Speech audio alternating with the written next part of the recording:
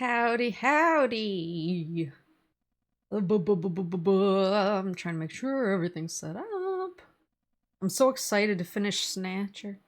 I mean, I'm not excited for the end of Snatterday because I've been really enjoying Snatcher. I've actually been thinking about this. I was like, this game has been so good and it's so fun that it's one of those games where I'm really like sad to see it end. She hates Snatcher.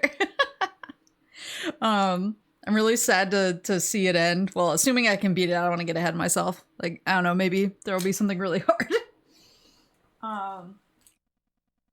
But I'm gonna miss it when it's over because it's really fun. Sorry, I was just like trying to organize. Ugh! I was just trying to organize my desk. My my Sonicoro blind keychains. My blind box keychains came in. And I'm like the queen of dupes. And I'm like trying to figure out, because I mean the one that I wanted the most out of the keychains that they had, I wanted the Tails one the most because it's super cute. And I actually got 2 of them, so I'm pretty happy. I'm happy with what I got, but I'm also like, oh, I have dupes. What should I do with the dupes? And I mean, I have a lot of dupe Coronet stuff.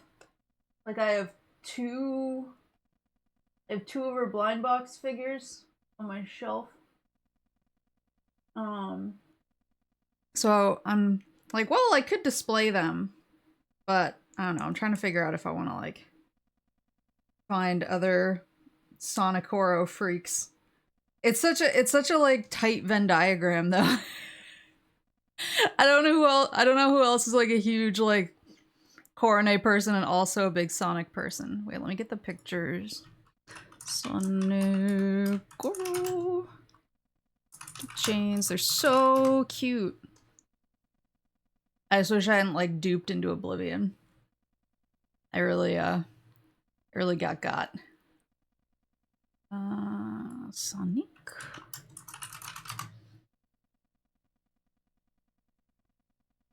I guess some of them are like secret, allegedly. They're not shown on the...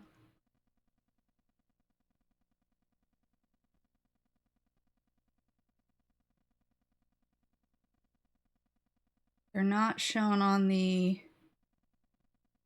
whatchamacallit.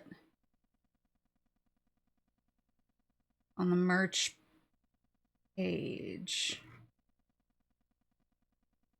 3 of them are like hidden. Man, why does nobody have like any pictures of these up? Is it just me?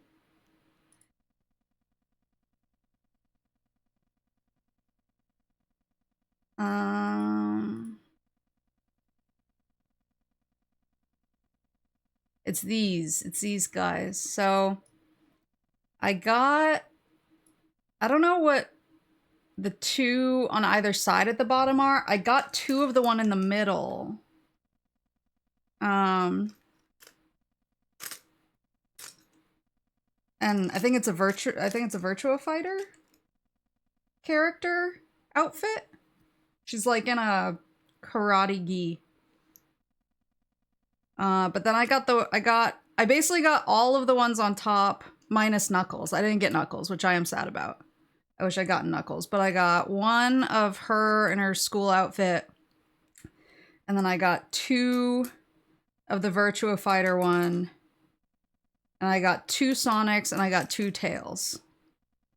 So I'm like, I basically have 3. I bought 7 and 3 of them were dupes. Which is like, I should have known. I should have bought like 14. But yeah, I'm trying to like figure out. Let's see. Any luck on getting this year's Sonicoro merch? I got the pen light for the concert, which is really cool. I should post. I don't know why I haven't posted pictures of it yet. I think I've just been, my brain has been in a blender for like the last 4 weeks, I feel like. But I got the pen light for the concert, and it's actually like the holder part is coronet themed, but the top part that lights up, it's a chaos emerald. And you can turn it like all of the different colors of the different emeralds, and there's also a setting to flash through all of the emerald colors like in a row. It's really cool. Yeah, I love it. So I got that. I got the acrylic from the Sonokoro event. I got, oh, what else did I get? There was a keychain that I got. It's so cool. It's wicked sick. And then I got the happy, because I wanna wear it to Otakon. I wasn't content with just having my coronet eat a bag. I need the happy too, so that I can like truly represent. I was so bashful because last year when I was rolling around with my coronet eat a bag, it wasn't like a ton of people, but a few people would see it and be like, "Is that coronet?" And I was like, "Yeah!" Or I would buy a coronet print from one of the artists in Artist Alley, and I'd be like, "Thank you," and then I would turn around and they would see the bag like hanging down behind me, and they'd be like, "Oh my god." Yeah, I'd be like, "That's my wife." There was the guy. I want to know who the hero was. There was some hero last day of the convention, and I was waiting for Papa Moose to come pick me up because he was like on a mission. And so I was like, "Oh, I'll like sit in one spot and wait, and I know that you're going to be coming by, so when I see you, we can head off, get a taxi to the airport together." But I was pretty much just sitting on the floor, and I had transferred my Peace Walker save to my Vita because I wanted to grind while I was away. And so I was just kind of like awkwardly sitting against the wall playing Peace Walker with my Koro Ita bag next to me. And this guy just came up and he just handed me like one of the promo Okayu Weiss cards, and he was like, "They should be together." And then just like went and minded his own business. And I was like, who is he? Who is this like, yeah, who is this random Okakoro guardian angel who swooped down from heaven to deliver this to me? It's actually still my Ita bag. I tucked it in between some of the pins so that it like holds it up. So I do have the Okayu Weiss card in there from last year. So that was like really funny. And I was like, who was that? Yeah, the pen light's really cool. I don't know if there'll be pictures. I'll take pictures of my own after the stream. Oh no, she's screaming. You were just asleep. You were so cozy. You were so cozy, and then immediately now you're not cozy. Now you're awake, now you're screaming.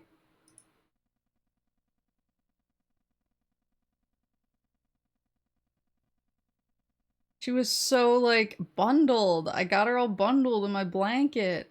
I gave her smoochies on her head. She was, like, completely passed out. Now she's like, "I hear mommy talking. I have had enough of this. I have had enough of her talking to the ghosts."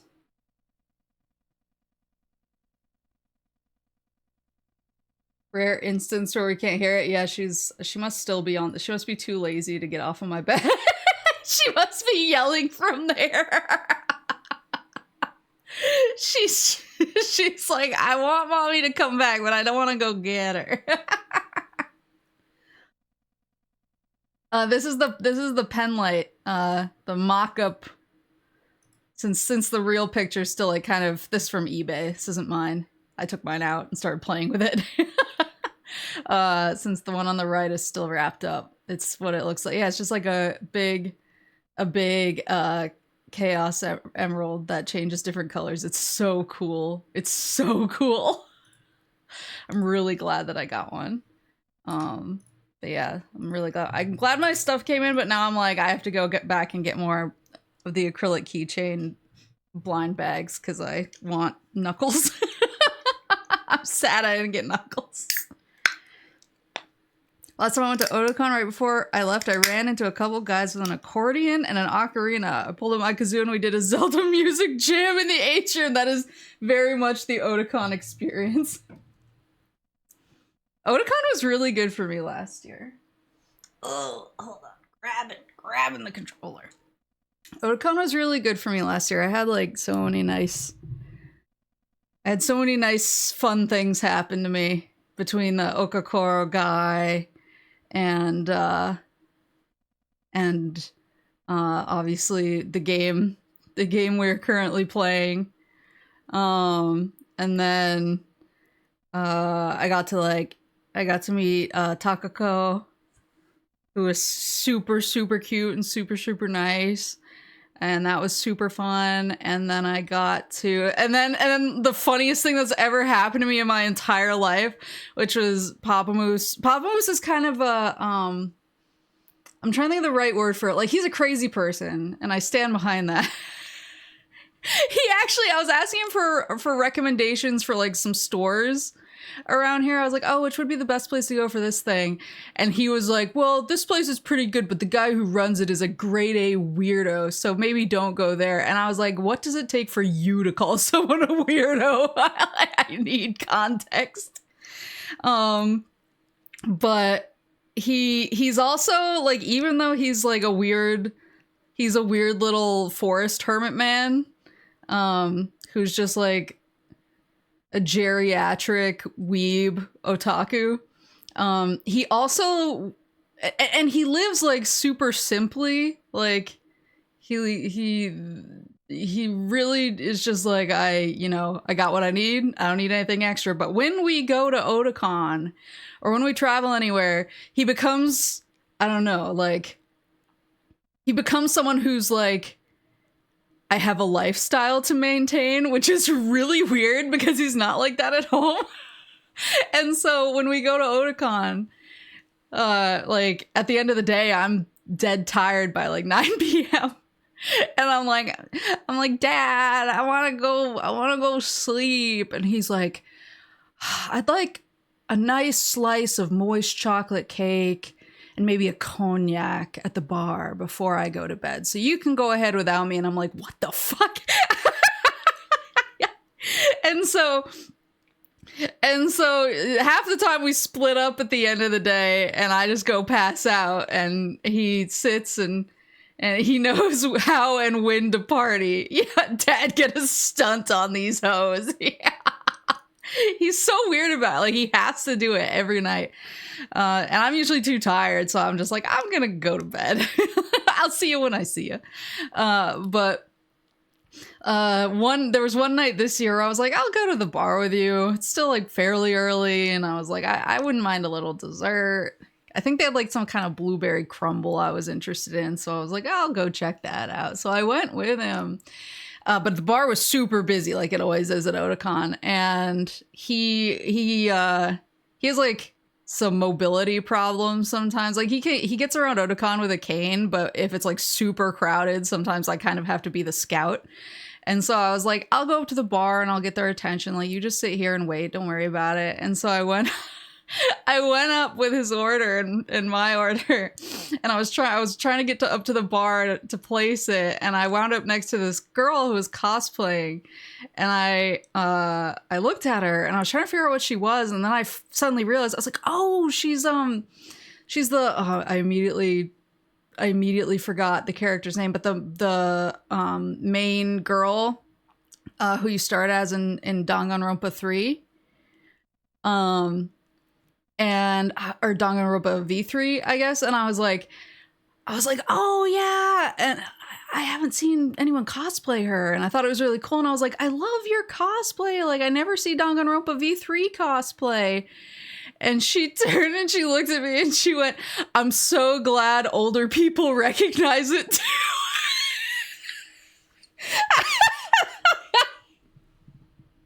And I was like, God damn. I on site, yeah.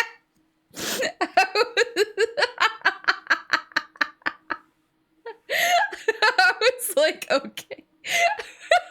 It absolutely just ran over me with a truck. And I was like, have a nice night. Verbal 360 no scope.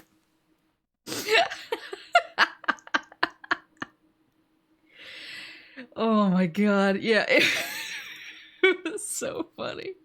Uses the cane to walk or uses the cane to beat others into submission. He can do both. Depends on if he's trying to tell people about what Otakon used to be like or not. Still funny remembering how you're completely blind to the Sonic IP before the Adventure 2 streams. Now you have a Chaos Emerald Penlight. Yeah. I'm in deep. It was so funny.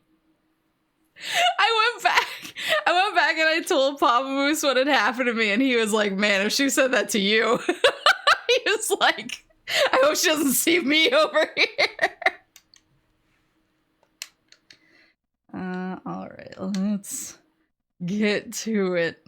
Oh, it's so good. Just thinking about it, I'm like, oh, what a god. Oh. Yeah, I'm really excited for my wearing my Happy at Otakon this year. Everyone will know. I'm forcing them to acknowledge best girl. Please observe my Oshi. Oh, I should give a recap of what happened last time. So last time on Snatcher, where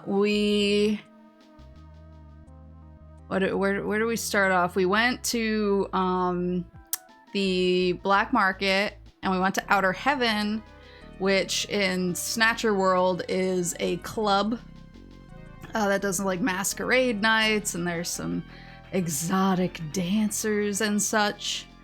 And we learned that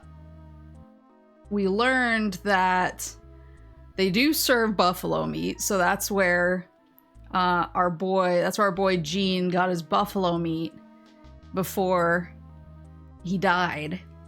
And he followed somebody out of the club. So we found the guy that he followed out of the club. Well, we found the guy's wife, who he followed out of the club, and she was like, oh, could my husband really be a snatcher? That would be so crazy. And then, of course, she was a snatcher and tried to kill us.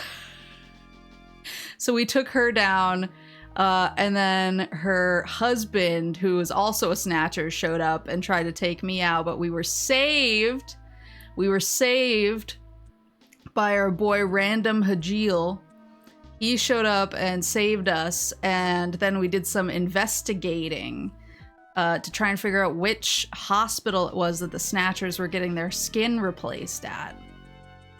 Getting their skin fixed, because UV rays give them skin problems. Their skin is super sensitive to the sunlight, which is why they mostly move around at night or in the winter or underground. And it turns out it was Queen's Hospital, and in the basement there was a whole Snatcher operation. This is like Fallout 4 with a good plot. I need to play. Let's play New Vegas soon. I need to play a Fallout game. So then we went into the basement and we were uncovering this Snatcher situation when the chief showed up. Or no, it wasn't the chief. It was the guy who ran the hospital, but he'd been snatched. So the Snatcher, in the form of the guy who used to run that hospital, showed up and was explaining that the Snatchers are using mistrust between people and people's distrust of each other to basically force humans to wipe each other out, so then they could kind of step in and rule and live in the world. And so then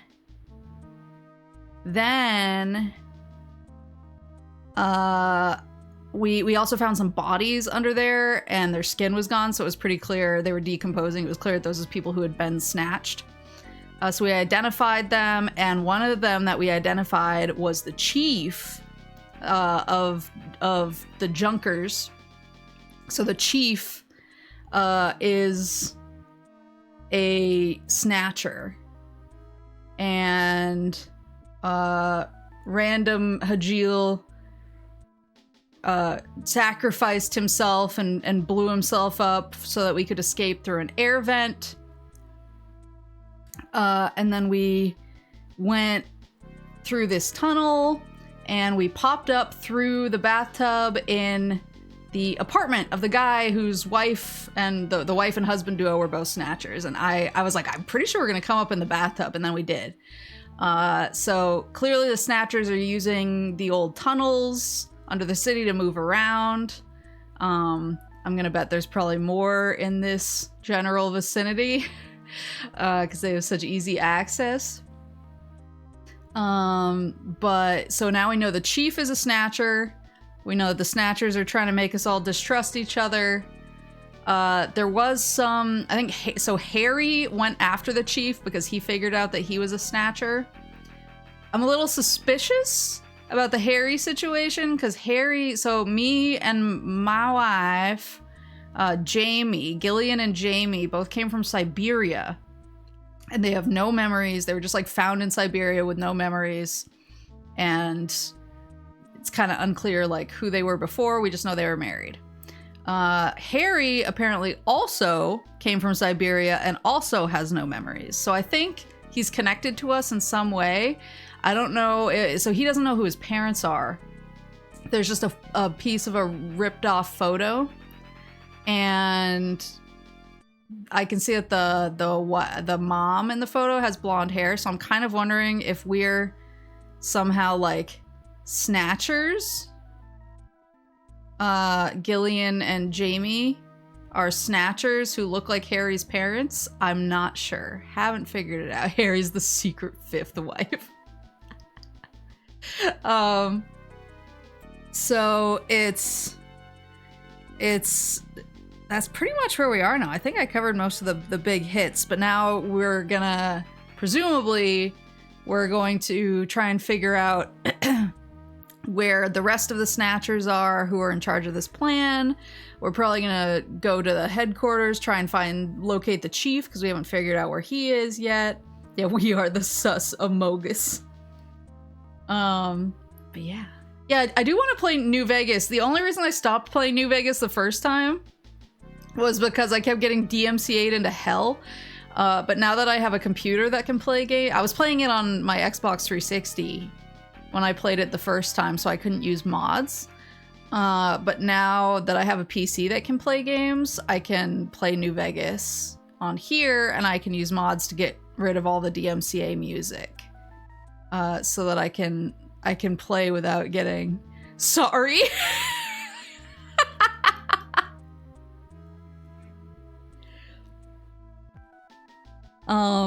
Yeah, it was super fun, and I was really enjoying it. It was literally just that every time I streamed it, I would get inundated with a bunch of DMCA notifications afterwards, and I was like, ugh. It was really frustrating. But if I can play it without pinging my account 100 times for infringing on like copyright from the 1950s, that would be super great. That would be, I would love to get back to it. And since I'm restarting, that would be good to restart because I haven't played it in a while. And since I'm restarting on PC, yeah, I'll look into like the mods and stuff for that later. We'll get it fired up. So many games I want to play right now. I'm like, that's all I was thinking about earlier. I was just like, so many games I want to play. How am I supposed to play all of them? I wonder if there's anything in here that we can motion detector. We're the only ones in okay, we're the only ones in the room. Look at the bathtub. There's a ladder leading underground. It appears that the faucet was a double construction, functioning as a switch as well. Aha. Good thing we're finishing up 3 of them this week. Yeah. Yeah. I'm starting Shadow next week for sure. And I wanted to start Gears 3. And then I also have at least one collab lined up for next week, but it might be 2. So I'm like, I'll figure it out. Like New Vegas will happen at some point. It'll go. Let's go to the living. Oh, the map. They had the map of Moscow. Was it Moscow in the living room? This is Freddy's living room. Let me look at the map. This is what made us suspicious of them in the first place. The large-scale map of Moscow. Moscow, eh? Chinshu O over at Queen's Hospital had a picture of St. Basil's Cathedral. The chief keeps a picture of Red Square hidden. How come everybody is such a big Moscow fan these days? What's going on here? Yeah, they're all big Moscow fans. Moscow seems to hold some clue to this whole thing, doesn't it? Moscow. Did that guy say something about it? Before the explosion, didn't Chinshuo say something about achieving what was meant to be 55 years ago and the depths of the Kremlin? Now that you mention it, this map is from exactly that era, isn't it? Moscow, 55 years ago. The key to understanding the Snatchers no doubt lies there. Are we going to Moscow? This has to have some meaning. I don't think they'd paste a 50-year-old map up here just as a decoration. Oh, how's the volume, by the way? I always have to... The games I've been playing this week all have super different volume levels. Could be louder? Okay. I'll go the middle ground. Turn it up a bit. Okay. How's that? Because the music in this is so good. That's good. Okay. Shadows of the Pac-Man. When is that new Pac-Man game coming out? Because I do want to play that.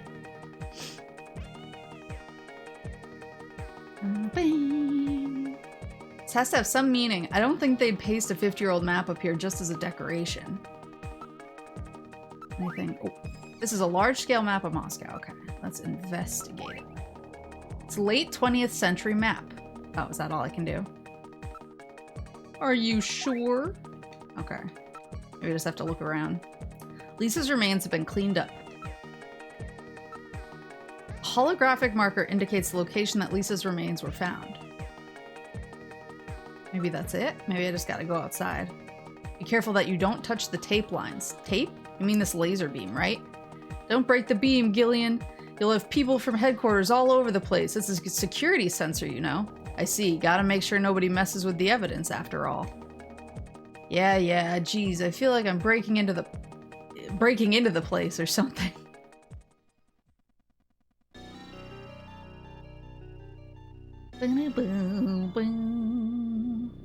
We're outside of Nielsen's apartment. Thank God. Now let's get back to headquarters. Oh, I guess we crashed my car, didn't we? So how are we... Walking back would take far too long. We have to find some other way. Yeah, I was gonna say, do I have the turbo cycle? Aren't there any taxis or anything around here? Why don't we search the area? Okay. I was gonna say, yeah, we definitely crashed the car last time. Look, there's a taxi over there. The cab is for hire. Shall we board it? Yeah, let's do it. Ride in taxi. All right, let's board the taxi.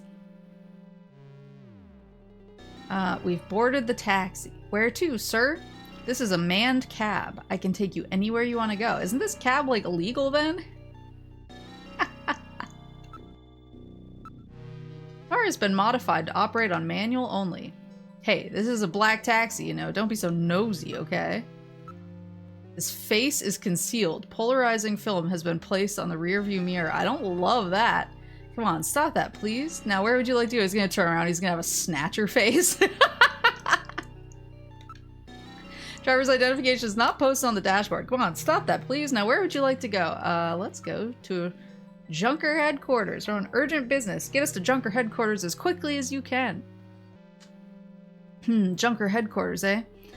What would you want to go there for? Something going down? We're in a hurry. Is that some kind of joke, sir?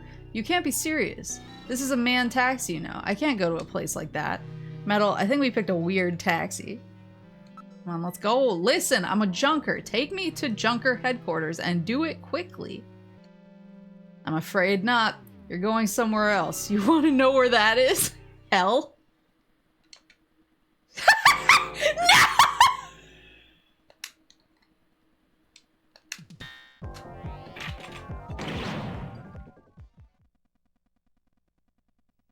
Is he dead? He's junk now. Stubborn one, wasn't he? Jeez. He made it through that explosion and was waiting for us out here. If those things ever get control of the city, there's no way we'll ever get it back. We've got to stop them before that. And to do that, we have to prevent the chief from getting to the Kyoto summit. I know. And I have to pay back my debt to Random. Let's use this taxi to get back to Junker headquarters.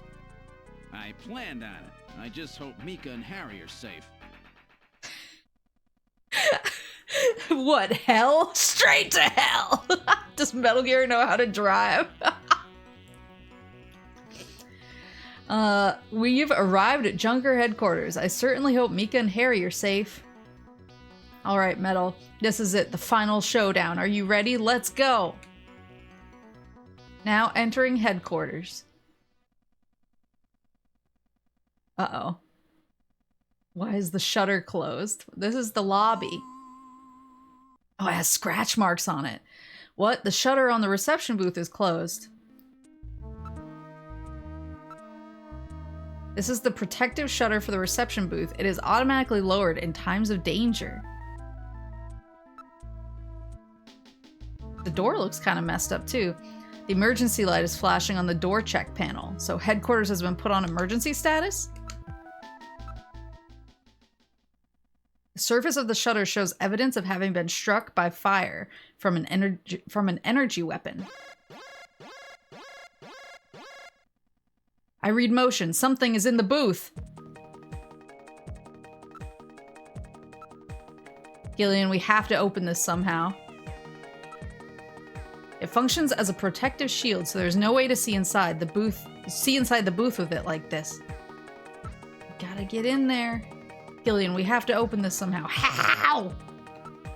The only switch to release the lock on the main door is inside the reception booth. Okay, so we're stuck here until I can figure out my life. It appears that something attacked this place. The shutter on the reception booth is closed. Is Mika still in the booth? I'm actually gonna save real fast. This is nerve-wracking. Alright, I'll save everything that's happened up till now. Save one.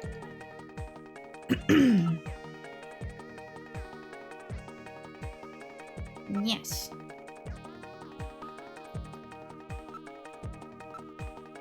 There are a few holes in the shield, no doubt caused by blaster or cannon fire. Cannon? Then it's Snatchers who did this.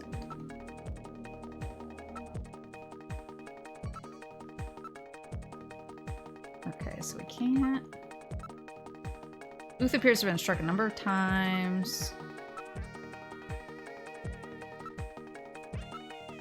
The emergency light is flashing. A few holes. Been locked from the inside. The only way to open it is from inside the booth.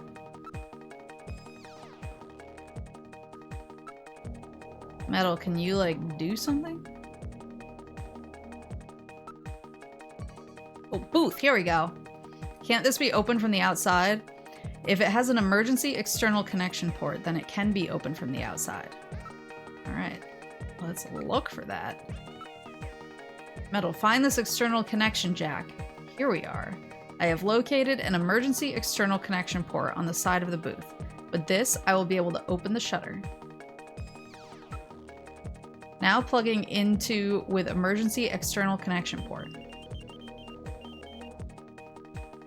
Releasing lock mechanism. Now opening the shutter. All right, I'm going to open it, but Please don't be dead. extreme caution. Anything could be inside. Don't be dead.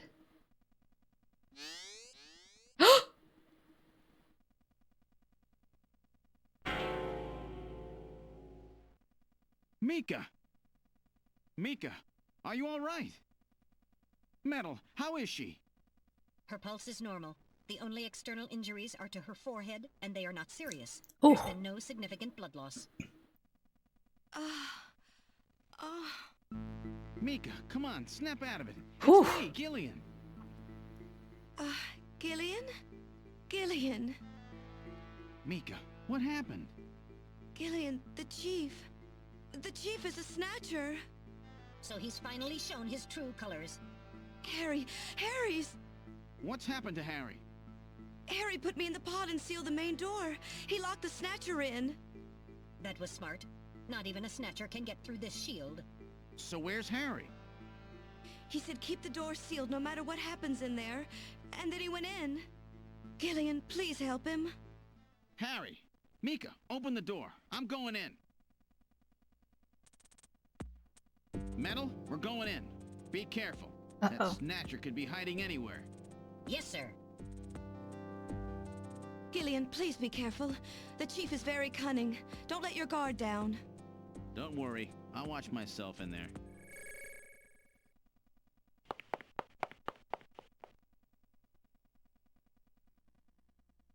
We're in the main hallway. Oh no, is that Harry? What's this? Someone is down. That hat. Harry? Harry! Oh, Gillian, is that you? I'm getting old. Just look at me. What happened? I saw the chief messing with your turbocycle, and that weird picture in his office. Metal, how is he? Metal! I do not wish to say. Really that bad, huh? Gillian, when I confronted him about what I saw, he showed me what he really was. I was barely able to even scratch him. That's enough, Harry. I understand. Metal, is there anything we can do for him? Gillian, I'm sorry. Harry, you'll be okay. It doesn't look like you're hurting too bad. This'll work out perfect. You always were working too hard anyway. Why don't you take a nice long vacation somewhere and rest up? Yeah, sure. Nice try, Gillian, but it's my body. I know I ain't gonna make it. You were a good kid, Gillian. Harry! I don't know how to say this right, but I've always had a special feeling about you. I've always had trouble talking to people since I was little, like my father. What I can remember of him. Pulse and blood pressure falling. Harry, hang in there. You and I were gonna go out and tie one on, remember? Yeah, that's not a bad idea. You, me, and Jean, the three of us. But John is... Metal, quiet! Gillian, I've lived my life alone. I didn't know my parents or family. Always so stubborn, glued to my research. I never really trusted anybody. That was a mistake. Blood pressure continuing to fall.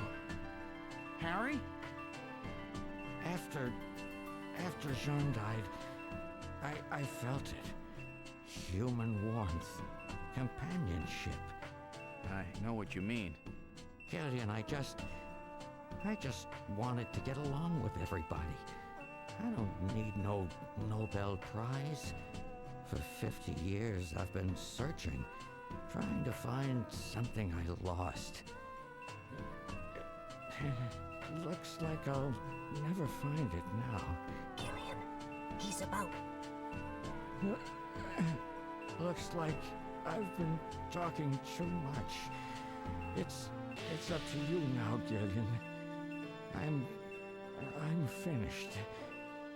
You won't forget this, old grouch, will you? No. Harry! Gillian, you've got to believe in yourself. You're the last junker. Harry! Harry! Pulse 0. Pupils are dilated. Cunningham! No!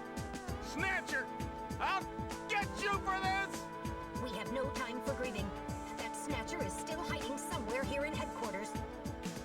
Metal, listen to me. If that Snatcher gets me, you've got to take Mika and run. Then you've got to blow up Junker headquarters. Blow it sky high! You understand me? Yes, sir. I just hope it doesn't come to that. So, where should we start our search?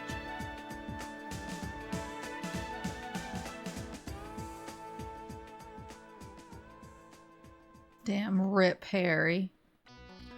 Harry was cool. I feel like the chief's office is gonna be where he is. Let's work backwards.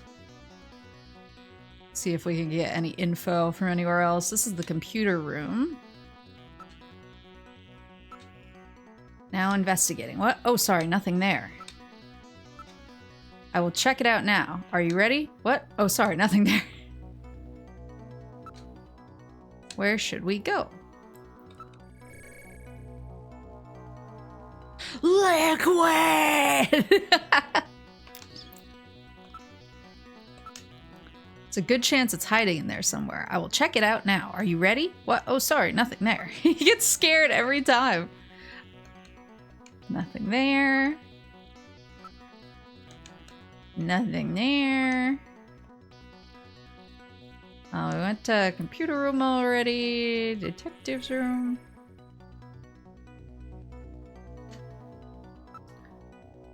Side locker. Whoa! No snatchers.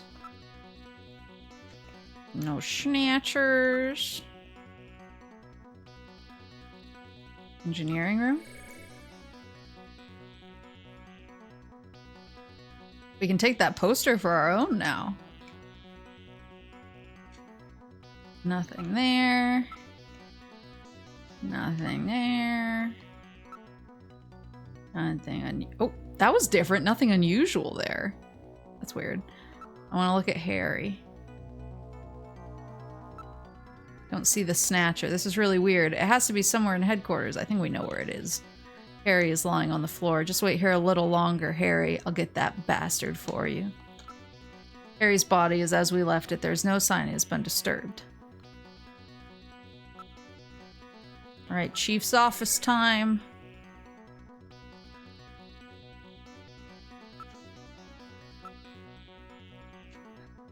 I'll check it out now. Please be careful. What? Oh, sorry. Nothing there.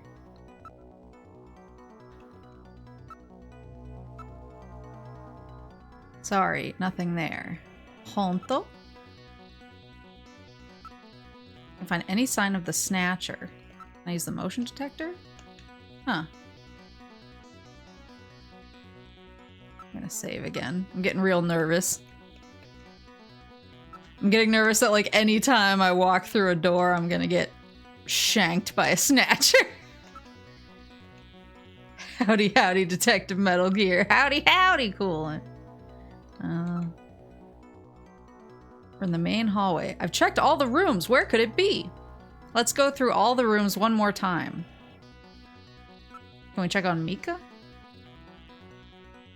Really want me to go all through the rooms one more time? I'll do it in reverse order this time. What's this? There's something on the desk. That book wasn't there last time, right? Hmm?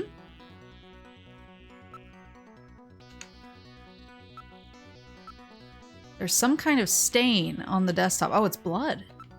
Maybe the book was there. It's the blood he's talking about. There's no stain like this a few moments ago.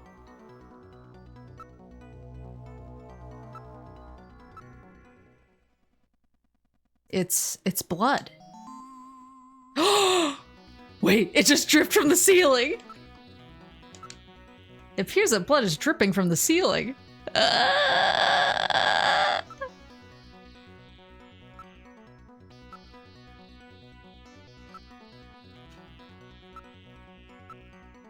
Blood is dripping from the ceiling. Are we gonna look at the ceiling, you guys? Oh, there we go. Why don't we investigate the ceiling? Oh god!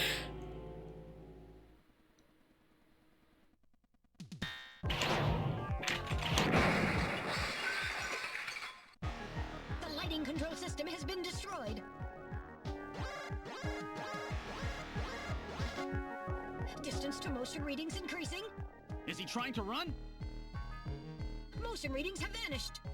You got past me this time, Snatcher. Headquarters emergency lighting has been activated. Can we find him again?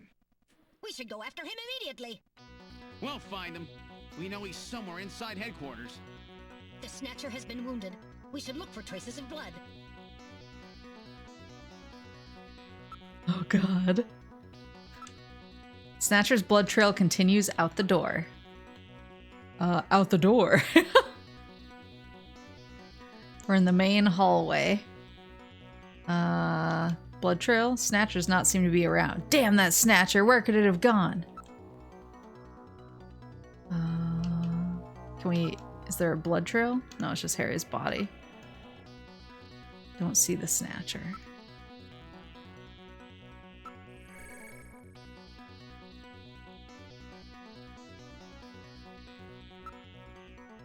Can't find any signs of the Snatcher. Oh. I don't see any evidence of blood anywhere. That Snatcher's wounded. There must be blood somewhere.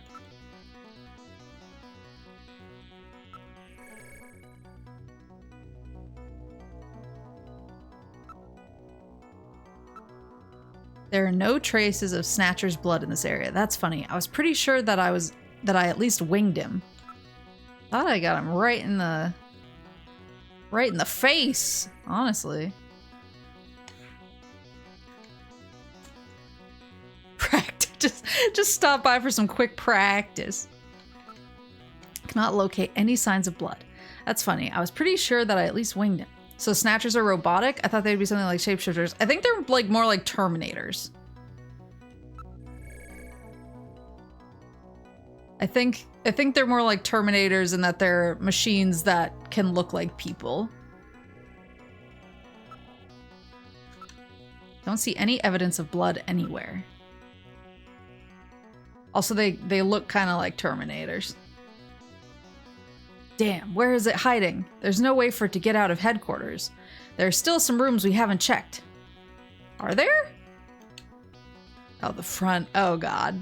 Oh, God. Yeah, Mika's shutter was up because we frickin' pulled it up and then we didn't pull it back down.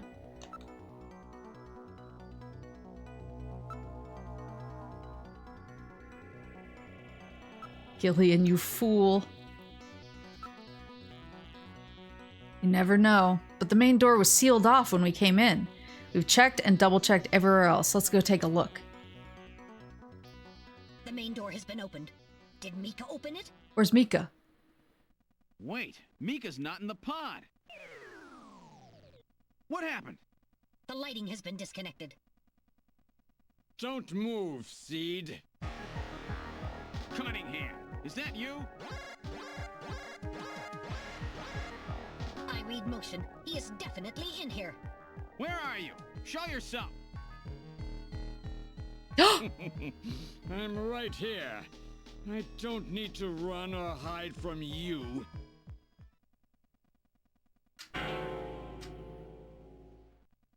Mika! No, Gillian, don't move. It's a trap.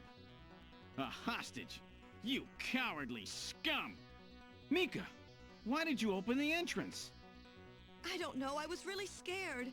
I mean, the emergency light's coming on so suddenly. Seed, go ahead and shoot. But you'd better be a pretty good shot, or this kid goes home in a bag. Shoot, Gillian. Kill this thing. Don't worry about me. Mika! What are you going to do? I have you now, Junker. Oh, God. Oh, he's behind her. I can't do anything.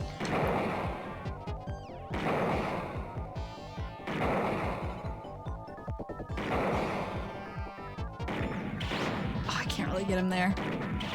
not a good spot for me.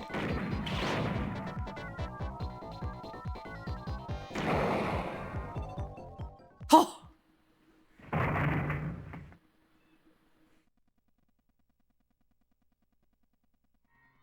The Snatcher's functions have been terminated. Mika, are you all right? Yes.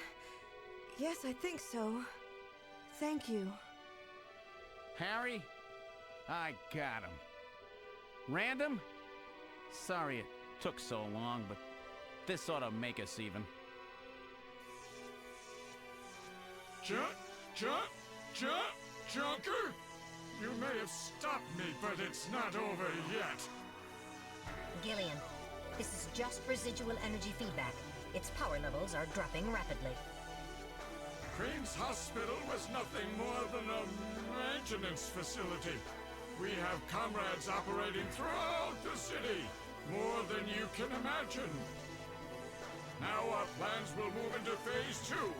For that, we will enlist the help of Professor Lorraine. Your existence is meaningless, as long as you don't get your memory back. Good luck, Junker. What does he know? My memory? Comrades? Professor Lorraine? Harry! Why? Please tell me. Why do so many good people have to die? Mika! This is all wrong. Mika, don't worry. I won't let anybody else die. I've made a promise to Harry and Random. But the city is still full of Snatchers. This fight is just beginning.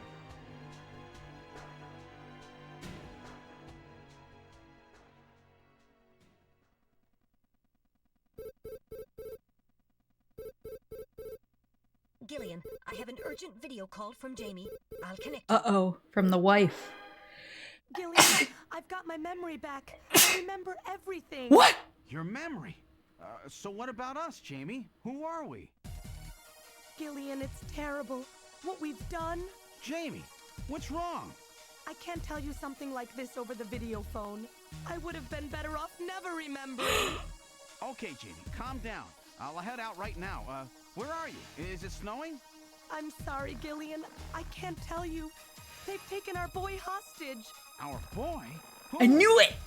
Professor Modner is here too. Jamie, what are you talking about? I'm so sorry. Snatcher! Gillian! We have Professor Lorraine. We only require her cooperation for a short period here at the Kremlin. So for now, I suggest you avoid doing anything foolish, Professor Seed.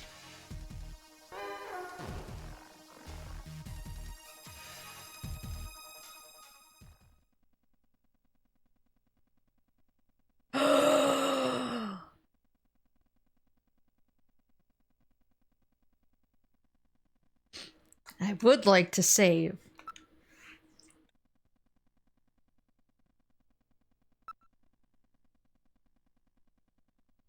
I like that I will always have the save file from when I got kicked out of Katrina's house and we were like, is that gonna mess up the rest of the game?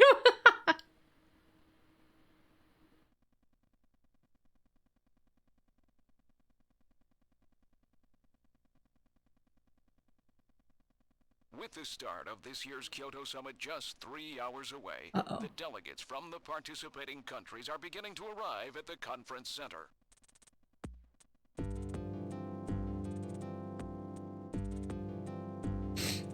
A major poll of domestic and international opinion, carried out just last week, shows that the vast majority of respondents favor a complete quarantine of Neo Kobe as a means to combat the risk of the Snatcher menace. Now that the Chief's death has been confirmed, it won't be long before they strip us of our Junker authorization. They will be deciding how to handle Neo Kobe at the summit in just 3 hours. There are rumors that they're going to use nukes on the city to make sure the Snatchers are wiped out. That's ridiculous. Come on, this is the 21st century. That may not be as improbable as it seems. The world's leaders are extremely concerned about the Snatcher problem. The chief was going to calm this hysteria in his speech at the summit, but that'll never happen now. 3 months ago, government pressure on Junker operations increased dramatically. Gillian's transfer here was really our last chance. Our own chief was snatched. It's not too surprising they don't want to trust us anymore. I've heard that the Army and FBI are going to take over operations now. That's correct. That too will be officially decided in 3 hours' time. 3 hours, eh? Is there any way we can find their hideout in that time? If we don't, we and everybody else in this city are finished. As far as they're concerned, we're just like a cancerous tumor that has to be cut out. We have to hit the Snatcher's headquarters before then. Gillian, can you do it? If we only knew where it was, I should be able to manage something. Hitting their outposts like Queen's Hospital won't do any good. We have to find their main nerve center. What about the memory of that snatcher who was impersonating the chief? Just like the others, it was completely blanked. It's a form of self-destruct mechanism that they use. Wait a minute. Metal, what about tracing that video phone call from Jamie? It was no good. The call didn't last long enough. Still, it definitely did come from within the city. Damn. Where are they hiding? Gillian, can't you remember anything at all? Didn't Jamie say something that implied you were somehow connected to the Snatchers? Nothing. I can't remember a damn thing. Metal, I want you to tell me everything you know about me. Why was I sent to Junker headquarters? Where did I come from? Gillian... Metal, the chief's dead. Tell me everything you know about me. Well, you see... Metal! All right. With the chief gone, you are the highest-ranking officer here. You knew all along? Of course. Where were we rescued from? 3 years ago, you and Jamie were taken into protective custody in the Siberian Neutral Zone by the 17th Siberian Investigative Force. More precisely, you were discovered in cryogenic sleep pods in an underground bunker near Moscow. Cryogenic sleep pods? You mean they were frozen? This is a photograph of the bunker. There is no record of when you were placed there. In addition, the third pod was empty at the time you were discovered. There were 3 pods? Harry! You were revived and taken into custody by the Army. Apparently, as a result of the extended sleep, both of you suffered from complete amnesia. However, another theory suggests your memories may have been intentionally erased. This is the only piece of evidence found at the site. That's Harry's picture, from when he was a kid. I knew it! That's correct. Harry is Gillian and Jamie's son. It's been confirmed by DNA tests. Harry? Harry was my son? Using the information gained from the photo, it was established that you are Gillian's seed, and your wife, Jamie Lorraine. Both of you are American citizens, born in the late 1960s. The 1960s? In addition, both of you vanished without a trace in 1989. There is no other information available about you after that. 1989? Yes, you come from a world that's been gone for 50 years.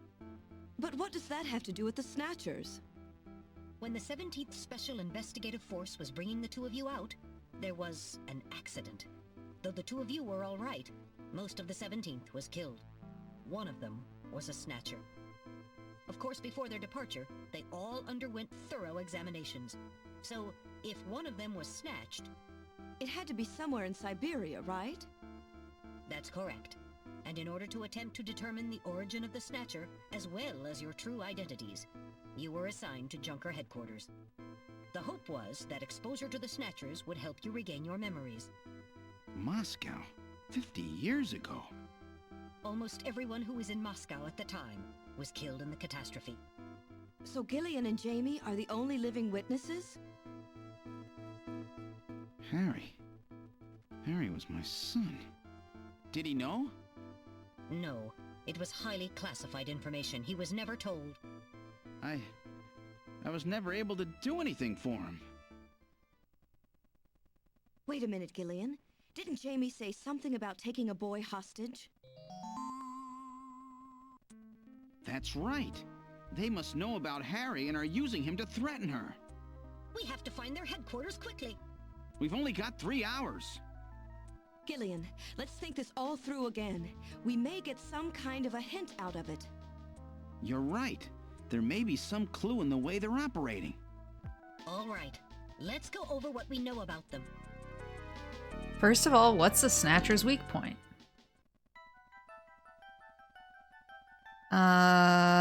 It's ultraviolet rays. This is the Snatcher's weak point?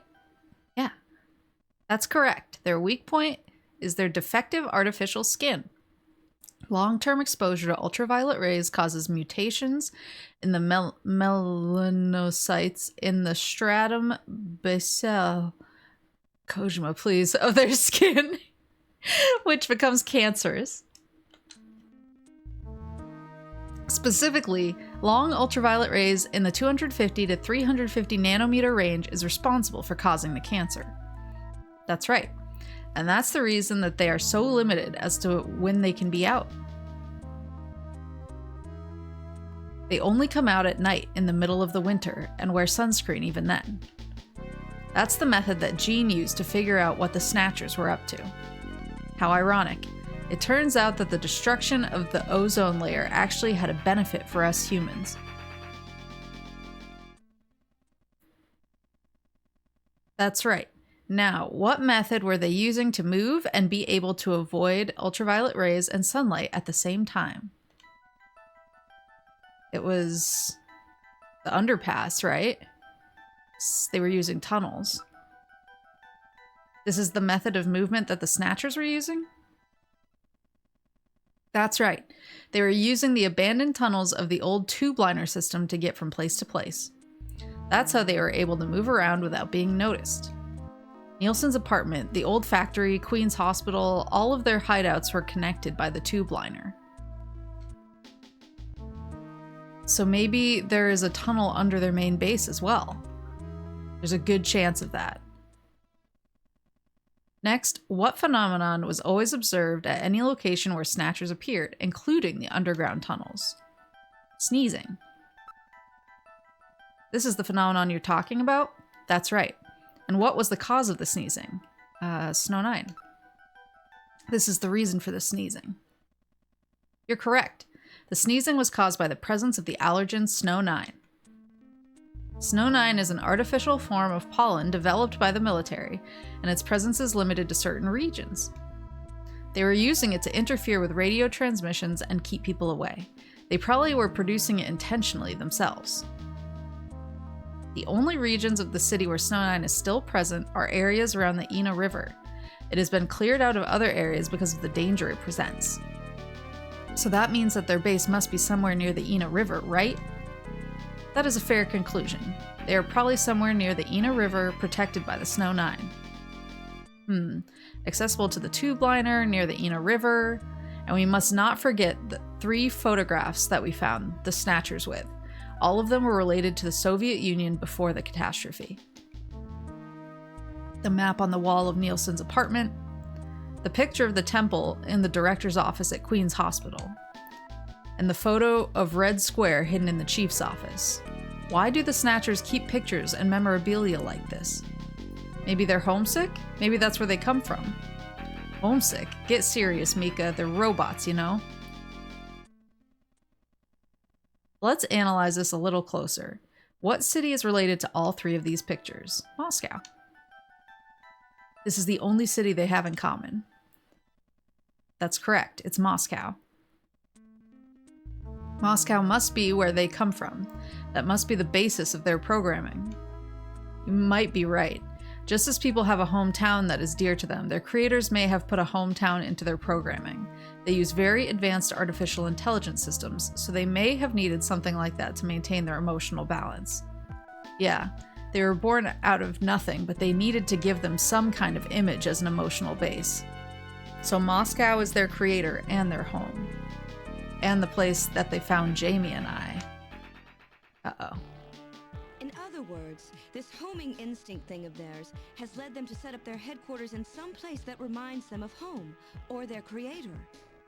What part of this city is like Moscow? Moscow's really cold, right? They get a lot of snow, don't they? Snow? No snow has been recorded in Neo-Kobe in several years. Well, then that's not it. Wait, what about that pollen? That crystal bioengineered stuff, Snow 9. Now that you mention it, wasn't it snowing on Jamie's video phone call? That's right. Their hideout has to be somewhere close to the Ina River. The Ina River flows for miles around here, Gillian. We could never search it all in time.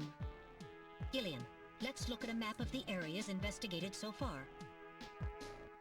This is an enlarged view of the southwest portion of the city around the Ina River. This blue area is that in which Snow 9 is present. Now I'll superimpose a chart of the abandoned tube liner tunnels. From this, we can establish those areas with Snow 9, which are accessible by subway tunnel. There's only like... Damn. Nice try, but it's still too large. We could never cover it in 3 hours. Don't give up so fast, Gillian. What about that image of home thing we were talking about? Maybe there's some kind of geographic similarity. Maybe the same view can be seen or something. I'll display a map of Moscow alongside. Oh! What's this? The river. Look, the rivers are exactly the same shape. This is the Moscow River over here. It looks like we're on the right track, Metal. Show us the location that Jamie and I were picked up from. All right. Right here. Metal, before the catastrophe, what was at this location? The headquarters for the entire Soviet Union, the Kremlin. The Kremlin?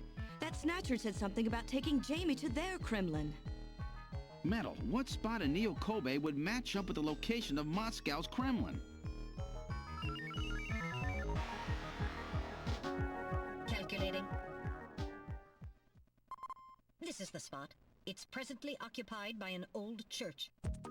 It's rather large, but reports indicate it's been abandoned for nearly 20 years.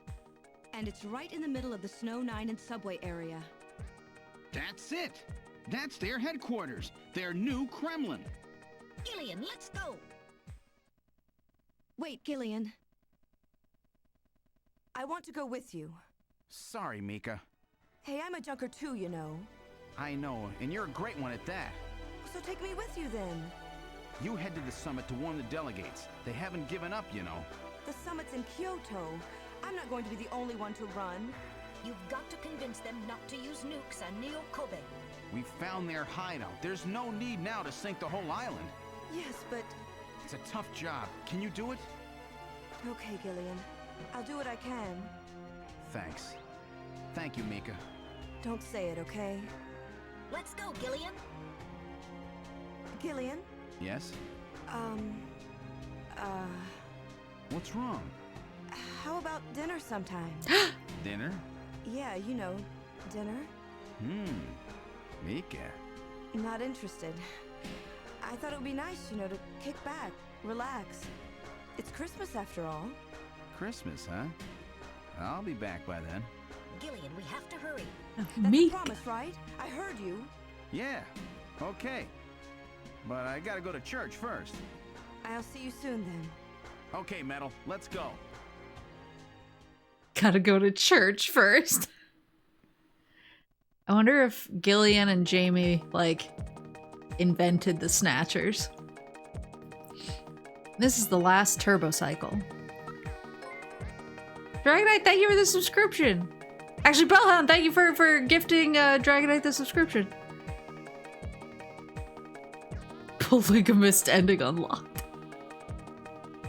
I'm an expensive man, Mika. I hope you have a fat wallet.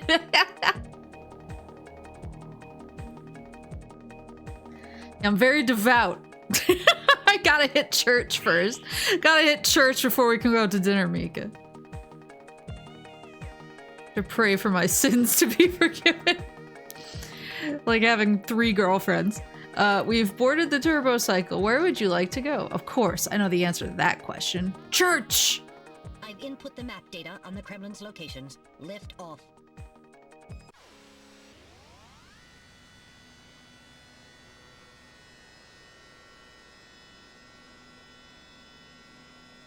Flight configuration, now gaining altitude. Jamie, please be safe. Gillian, please keep in mind that we're working with a strict time limit. A 50-year debt in 3 hours.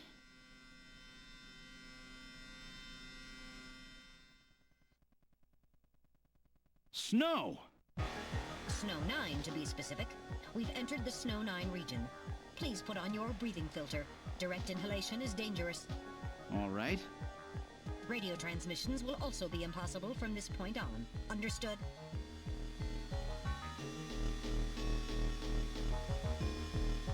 Now descending.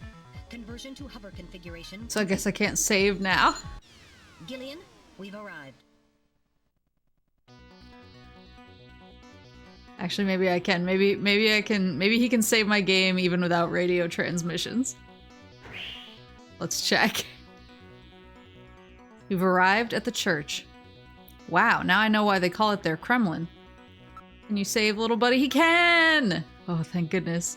He's like, that's a good idea.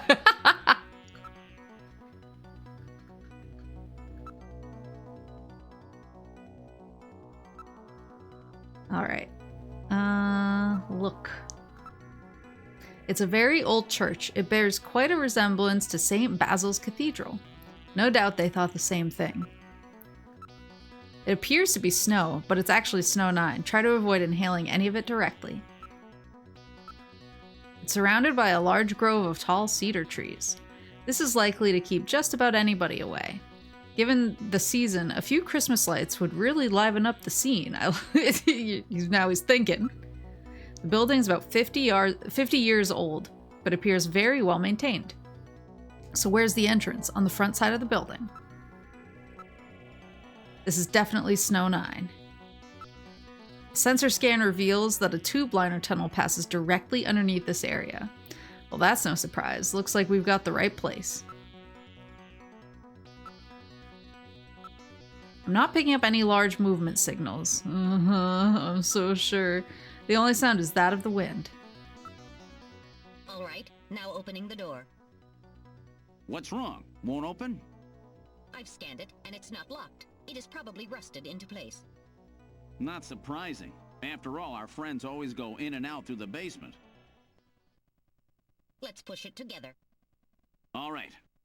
1, 2, 3.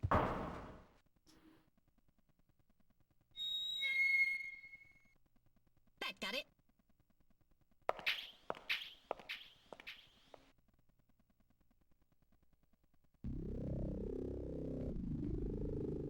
What's this? It would appear to be some kind of a chapel for the Snatchers. Are you telling me those things pray? To whom? Pray to me! No doubt to their creator. That portrait on the wall is probably a representation of him. Uh-oh.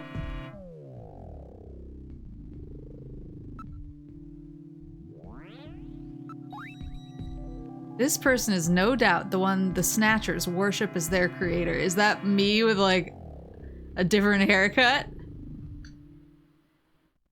This guy. Oh, it's random! This guy, isn't that random? One moment, I'll compare the picture with my data on random. While the facial bone structure of the individual in the portrait is nearly identical to that of random, a positive identification is impossible as the picture is not a photograph. That just looks too much like him to be a coincidence. These are the chairs for worshippers in the chapel, no doubt. Everything is nice and orderly. It's as if the pre-collapsed Soviet Union has been recreated here. Something is written on the painting. The creator, Modnar. It's random backwards.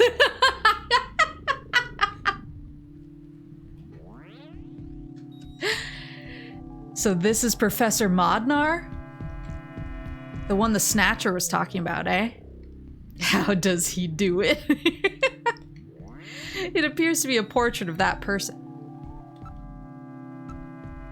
There are a number of scratches on the surface. They were almost certainly caused by the Snatchers. It's all very organized, almost inhumanly so. There's another room farther back. Continue back. Now moving into the back room.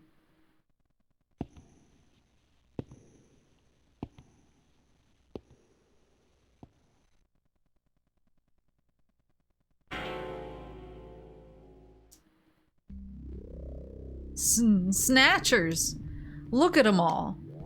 I'm not picking up any energy readings. They're all deactivated in some kind of suspension mode. So this is their warehouse, eh? There must be a few hundred of them here. They continue all the way back. Still, this doesn't look like a factory to me. These are endostructures which have yet to... These are endostructures which have yet to have the artificial skin installed. The bone sizing devices and skull slits are all still set to the smallest sizes. So their victims haven't been chosen yet. They're all just waiting their turn. There seems to be a number of containers stacked up in the back of the room. None of these snatchers appear damaged. All they need is their energy packs. The gender units have yet to be installed, however. Oh, that's what the manipulation arm was for.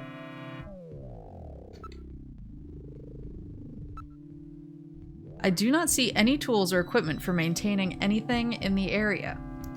This room would appear to be just a storage area. There's some kind of label here. 23rd Siberian Investigative Force. Siberian Investigative Force? It would appear that these snatchers were brought to Neo Kobe from the Siberian Neutral Zone. It seems that the investigative forces have been responsible for shipping the snatchers. In other words, the investigative forces have been snatched, just like when they found us. I see. So the Siberian investigative forces bring the snatchers out of Siberia and into storage here. I think you're right, Metal. And then the snatchers just wait here in storage to be reactivated and adjusted after their victims are selected. A rather efficient system. I wonder where the actual snatching takes place. The back part of this room may hold the answer to that question. Are you ready, Gillian? Now heading back for the room farther back.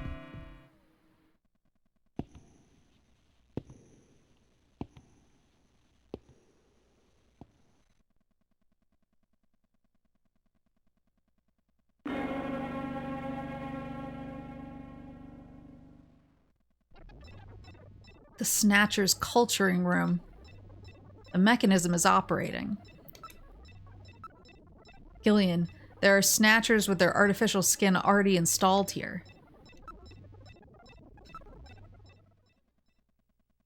This is where they fuse the artificial skin onto the Snatcher's endostructure.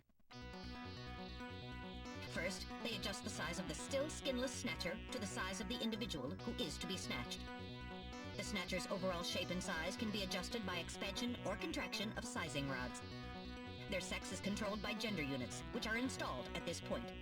Then, the face is modified to match the intended victim by adjusting the size of the upper and lower jaw, cheekbones, temporal bones, and tooth alignment. Just like Gibson said, that means there are limits to the size of the people that they can snatch. That's right. The limits of the mechanism mean that they can't snatch children, the elderly, or people who are very tall or heavy. And this is where the artificial muscles attach. Is it organic? No. It appears to be coated with a type of plastic gel capable of mechanical response.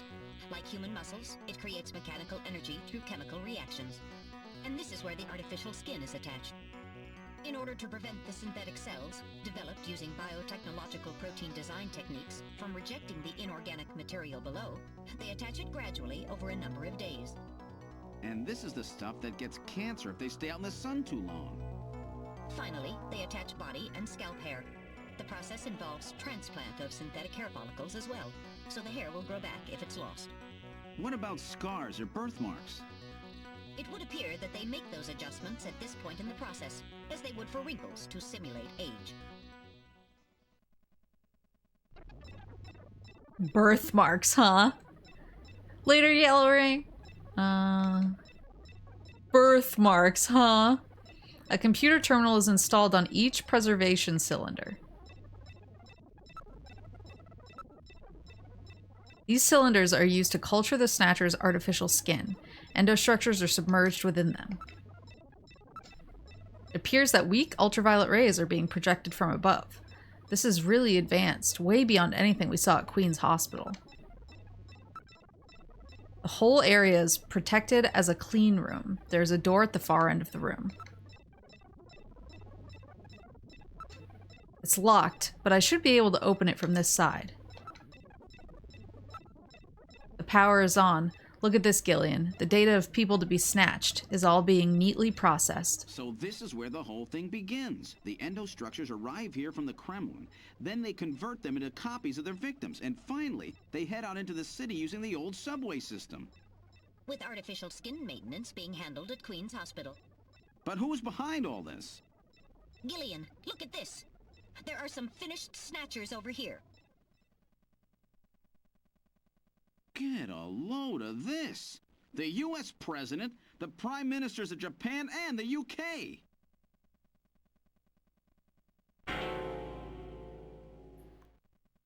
Gillian, you're in here too. Figures. They were looking to snatch every VIP at the summit. And the last junker, you. It definitely looks like they plan on moving out beyond Neo-Kobe. If they were to snatch every major world leader, they'd practically be able to control the planet. Still, that's odd. With their flawed skin, pulling something off like that would really be difficult. Chin said they had found the key to developing a perfect artificial skin. Maybe they've already produced it. No idea. But the number of snatchers here makes it clear that they're up to something new. Gillian, this is definitely their nest. We should destroy everything. Not yet. Not until we found Jamie. Metal, how much time do we have left? The summit should have begun by now. We don't have much time. And once our legal privileges are suspended, I won't be able to help. In fact, I'll be forced to restrain you. I know. If the military wants to avoid nukes and goes for a surgical strike on this facility, what would they likely use? Probably a phased particle beam from one of the attack satellites. A phased particle beam, huh? That'll wipe this complex right off the map. Everything, including the soil, will simply evaporate. The attack will leave just a large crater. Metal, can you convince them to give me another hour? Even 30 minutes will help. Understood. I'll try my best. And I'll try to find and rescue Jamie in that time. I can't transmit here due to interference from the Snow 9. I'll have to leave the area and then send the message. All right, do it, Metal. Gillian, don't forget. 30 minutes. You must get out before then. I understand.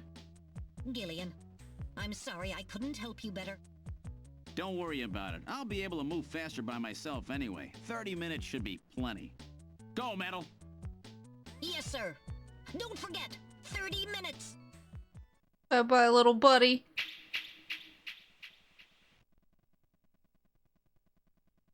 "30 minutes?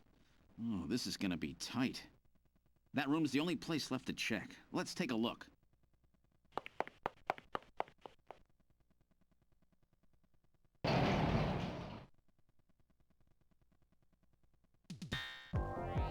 Oh shit!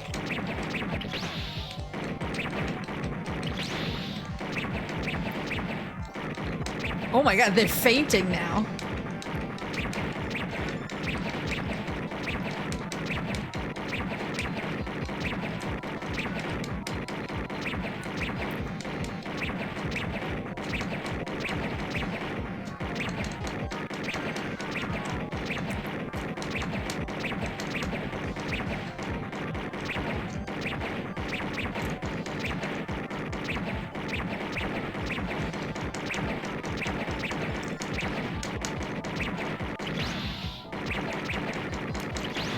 Jesus.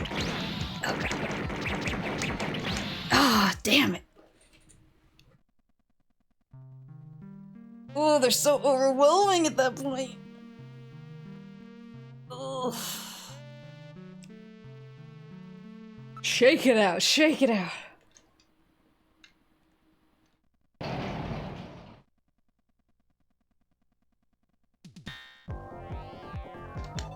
Oh shit. Gave him a free shot. That was my bad.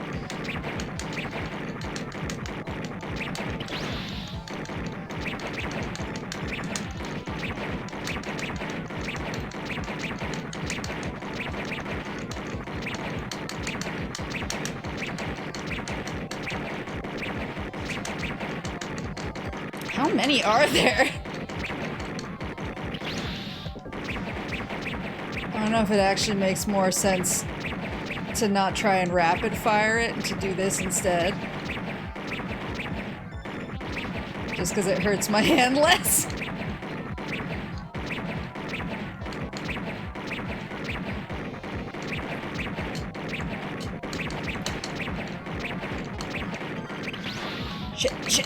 Shit. Oh, God.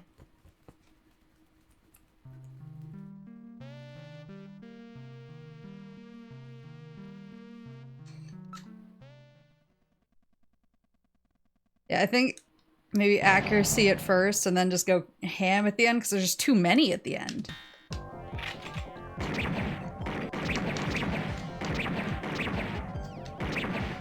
There's too many at the end to like worry about accuracy anymore.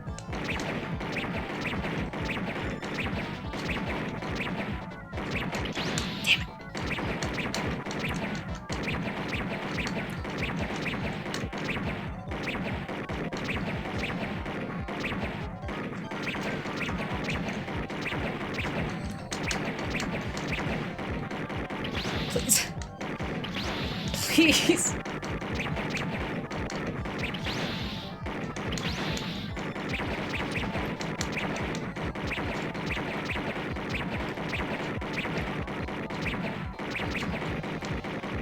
It's really hard to hit the ones in the middle because the controller really wants to go to the top or the bottom. Ugh. I'm stretching out my hands because I'm like claw gripping it.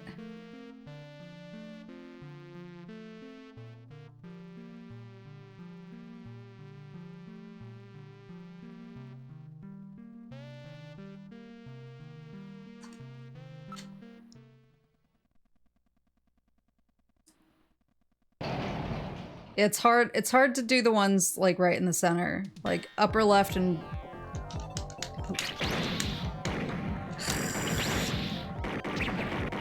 I'm fucking up already.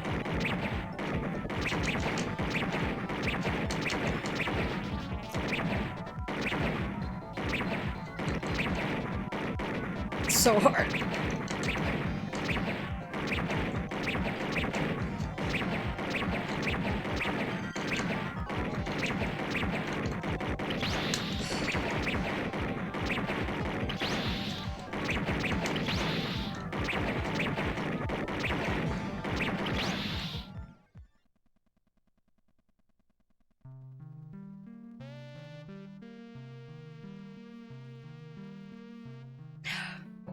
Ugh.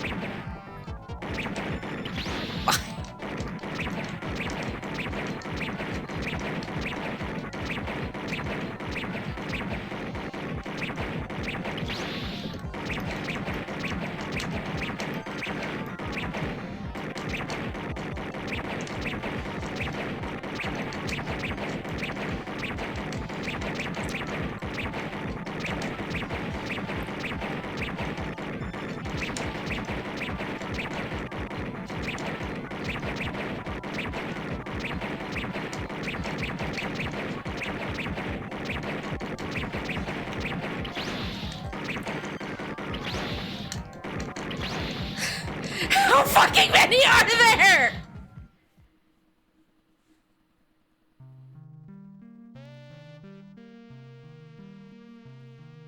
It hurts.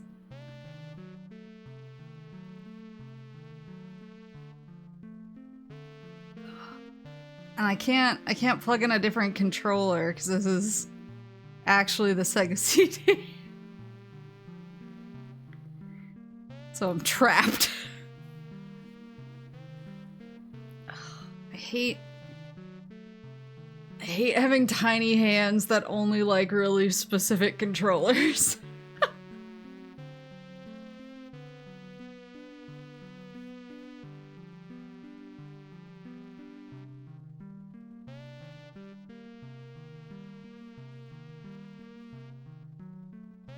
And my creeping arthritis.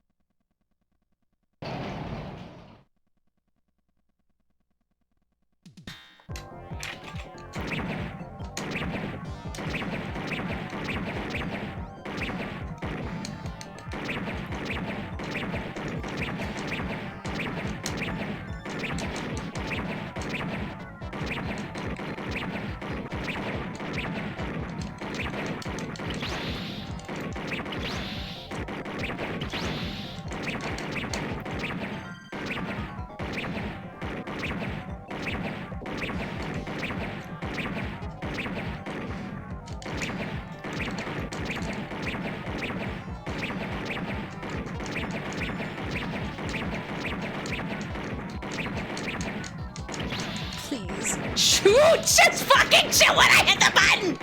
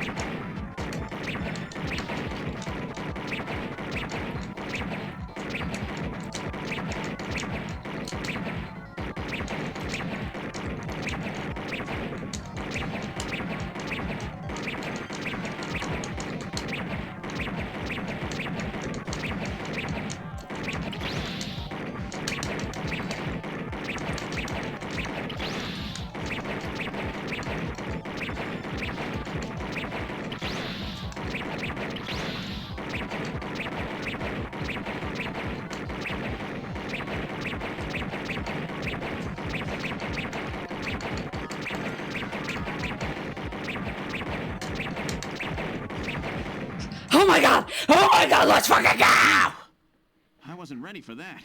They almost got me. They did get us, Gillian, multiple times. Let's open the next door. I can't save because Metal's not here!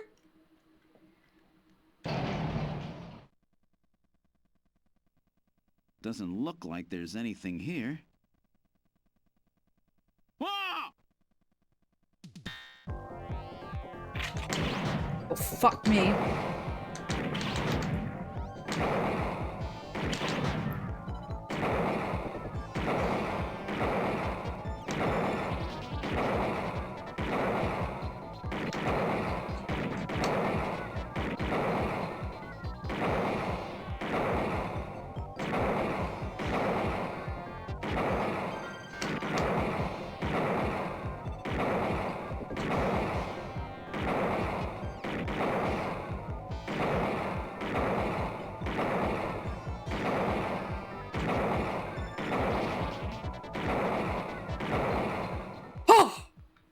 Jeez, these guys are tough.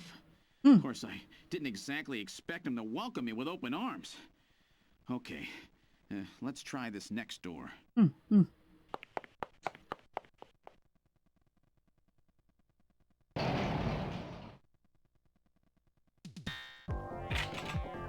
My wife! I don't want to shoot my wife. Jamie, are you all right? Gillian, you came for me. Are you hurt? No, they won't lay a finger on me. Not until the new artificial skin is completed anyway. Artificial skin research? You? Gillian, I've got my memory back. All of it. What happened? Tell me, Jamie. They said they'd kill him.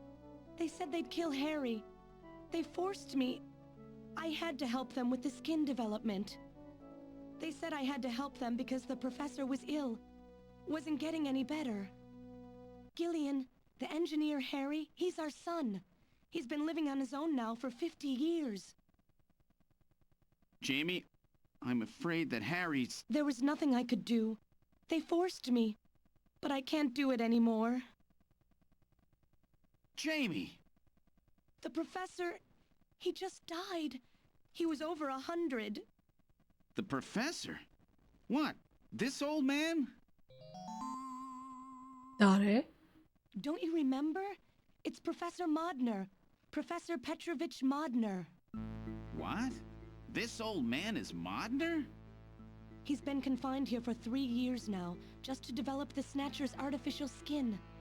Terrible. Doing that to your own father. Whose father? Jamie, I don't have any idea what you're talking about. You really can't remember, can you? Jamie, tell me. Tell me who I am. What were we doing at the Kremlin? Are you sure you really want me to, Gillian? It's all so awful, but if you must know, I'll tell you. Try to remain calm, okay?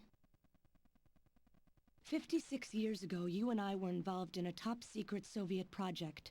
It was still during the time of the Cold War. The gulf between East and West was as wide as ever. Everybody was worried about nukes. At that point, the world's armies were at their largest ever. Leaders still believed that a strong military meant a strong nation. There were rumors that there would be an agreement to end the production of nuclear weapons. On the other hand, the major powers like the US began to get involved in a space weapons race. But not the Soviets. The conservative despots in the Kremlin had another, completely different idea for gaining military superiority. A horrible plan, something no one else would think of. At that time, the countries of the communist bloc were facing an economic crisis. Popular movements pushing for democracy were springing up all over. Communism itself was facing extinction. Facing pressure from the reformers, the Kremlin began to panic. And that's when that horrible, childish plan was launched. And that was the Snatcher Project. Replace your enemy's leaders with puppets of your own. Then you control their governments, their economies, take over a country from the inside out. That's right, Gillian. And to develop these robots, they assembled some of the most brilliant scientific minds from around the world. Some of them were even brought in against their will. At the crux of that development effort was a group called the Frankenstein Project Team. You and I were members of that team, Gillian. It was a 4-person team led by the late Professor Modner here. The robotics expert was Professor Modner himself. His son, Elijah Modner, handled genetics and microbiology. For nanobiology and picobiology, myself. And for behavioral science and psychology, you, Gillian. Early development was carried out at a lab in Novosibirsk, but was later moved to a secret facility under the Kremlin.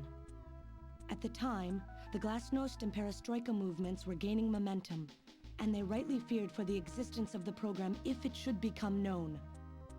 But some of the reformers did learn of the project, and they conspired with the US to block it.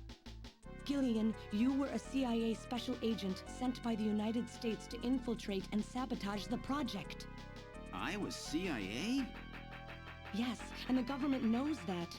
That's why you were assigned to the Junker team. What? Who am I? Work on the project continued to go smoothly. But then, on June 6th, 1996, there was that accident. A mysterious explosion at the Chernobyl facility spread a bacterial weapon that was under development there into the atmosphere, destroying the country and the project. Gillian, was it you? Did you set off that explosion? What? You can't be serious. You think I caused the catastrophe? Somehow, during the confusion, Professor Modner and our son Harry managed to get picked up by American agents. But we couldn't get out in time, you and I and Elijah. In a shelter below the Kremlin, we entered a cryogenic sleep. Our plan was to sleep there until the toxic effects of the bacteria were safely passed. And then 48 years later, 3 years ago, we were discovered by the 17th Special Investigative Force. Yes, but when they found us, Elijah's pod was already empty. Elijah Modner? That guy whose picture was in the church? The one that looks like Random? That's right, Elijah is alive! Elijah is here and working on the Snatchers. Why don't you let me finish your little story? Who's there? It's been a while, hasn't it, Jamie? Ah, yes. And Gillian.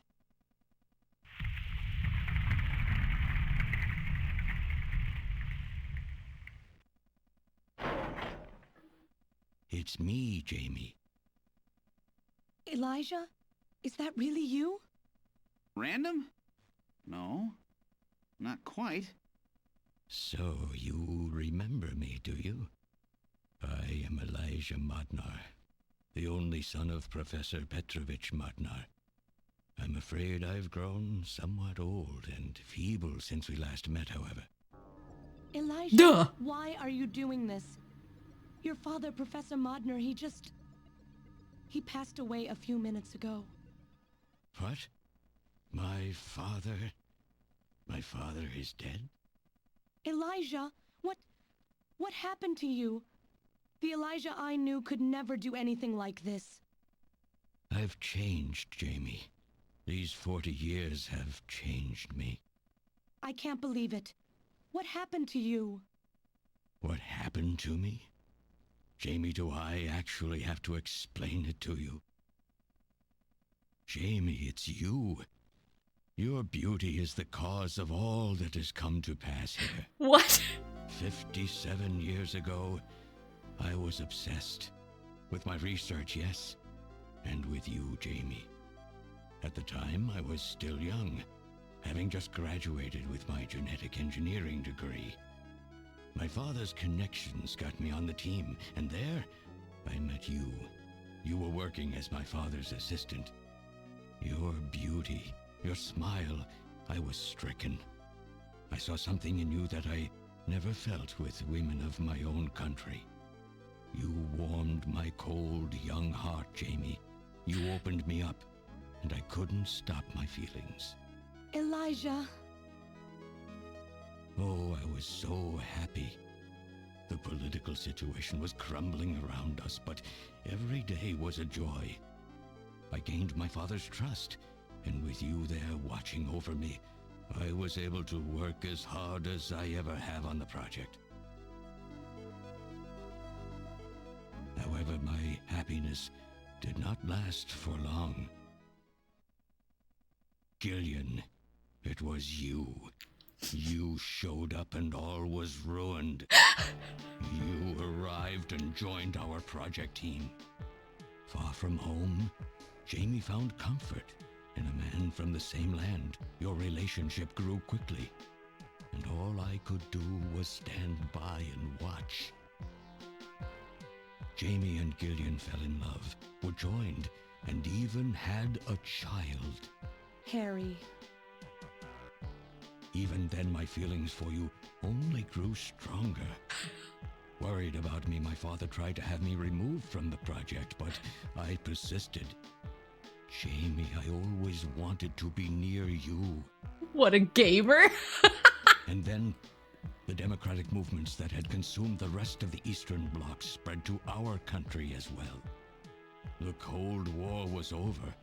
The hardliners who had pushed for its development were stripped of power and the project was cancelled.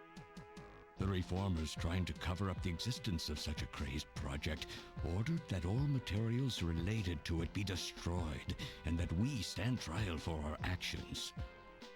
Jamie and Gillian were to be returned to their homeland. That's about the time that I learned that you, Gillian, that you were a CIA agent, and that you were trying to pass documents on our research to your military. The country had sold us out. I'm no politician. I couldn't care less about what happened to the country. All I cared about was my research and Jamie. And I was to lose all of that, everything. For someone so young, you cannot understand how great of a shock that was. Elijah. That is when I decided, I swore I would see that secret, crazed project through to the end. At the time, the bioroids were 80% finished. The main part, their endostructure, was essentially completed. But we still were having trouble with the artificial skin, the area that Jamie and I were assigned to. We called it artificial skin, but there was of course no need to duplicate T lymphocytes, Langerhans cells, or endocrine cells. All we needed was keratinized cells and melanocytes to provide the pigment. With the artificial protein development techniques that we had in those days, full-scale synthetic cell development was very difficult. Research like this took months, years. The original project called for us to simultaneously snatch an entire country. In other words, a whole nation, or an entire city, had to be snatched over the course of one night. For that reason, a powerful biological agent, which could quickly and effectively kill the population of the country, was being simultaneously developed. Lucifer Alpha. That's right. A type RAO11 virus which another team was developing. For someone like myself, who was closely involved in the project, blowing up the lab was quite a simple task. My God, Elijah, do you know what you're saying? That explosion killed half the world's population. I moved all the materials and records essential to the Bioroid project into the shelter and executed my plan on June 6th. After sealing off the lab, I brought the two of you with me to the underground shelter, and we entered a cryogenic sleep. But not before I programmed an atmospheric research satellite to transmit a wake signal when the danger from Lucifer Alpha had passed. And 10 years later, Lucifer Alpha naturally mutated into a non-toxic form. But the automatic revival system failed to work. Oh no, it worked. Just as planned. It revived me 10 years later. A little sooner than the two of you, of course. But even though you sealed the lab with the explosion and everything, you should have been exposed. Why weren't you? Oh, I was. But by that time, the vaccine L-Angels had already been developed. So everything went just as you planned it then? Yes, up until that point. But my real struggle was yet to come. My original plan was to revive Jamie as well, and for the two of us to finish the development of the bioroids. You, Gillian, you were to stay asleep forever. But I just couldn't bring myself to do it. Not after looking at Jamie's peaceful face there in the pod. Besides, I could never have convinced her to work with me on the project anyway. I knew the time was not yet right, so I changed the timers of your pods to permanent on. How could you do such a thing? And so for the next 40 years, I worked alone in that cold and lonely room under the Kremlin, trying to complete the artificial skin for the Snatchers. For days and days, no one would visit me. I never saw the sun or felt the changing of the seasons. Still, I always had Jamie by my side. You were always there for me to talk to.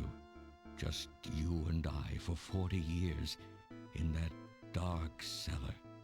Oh, you poor, poor man. And then, 3 years ago, my research was finally completed. First, I snatched the Siberian Special Investigative Forces to establish a transport route for the Snatchers.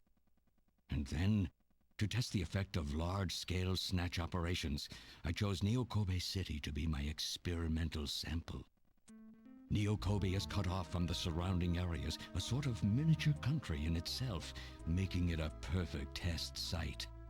And since it's a melting pot of various races, it would also allow me to gather extensive data on Snatcher modification and operational techniques. In addition, the element of suspicion or mistrust, which runs deep in Japanese culture, was another reason I chose this site. But your test revealed a critical flaw in your machine's artificial skin. Yes, quite unexpected, I'm afraid. All my research for 40 years. I gathered data and worked day and night to find a solution, but nothing seemed to work. So that's why you decided to bring Professor Modner here, right? That's correct. I discovered my father in one of the government's hospitals. He was old, but still very sound of mind. Naturally, he would not cooperate with me. Of course not. He'd never become involved in something like that. So, unable to receive his assistance, I decided that I had to have yours. But a mistake on my part allowed both you and Gillian to be taken into custody by the authorities first. Just what are you trying to accomplish, Elijah? You must know you can never get Jamie back. I'm only interested in discovering what I can of the human animal. In the past, it was because of Jamie. My motive is different now. It sounds like you're just suffering from the wild arrogance that corrupts so many scientists. Humans are such weak creatures. No matter how much they trust one another, the tiniest speck of suspicion can destroy it all. Look at how the Snatcher problem has caused such wild unrest. No matter how much science advances or how high we set our ideals, we eventually begin to suspect each other, to hate each other, and then to kill each other.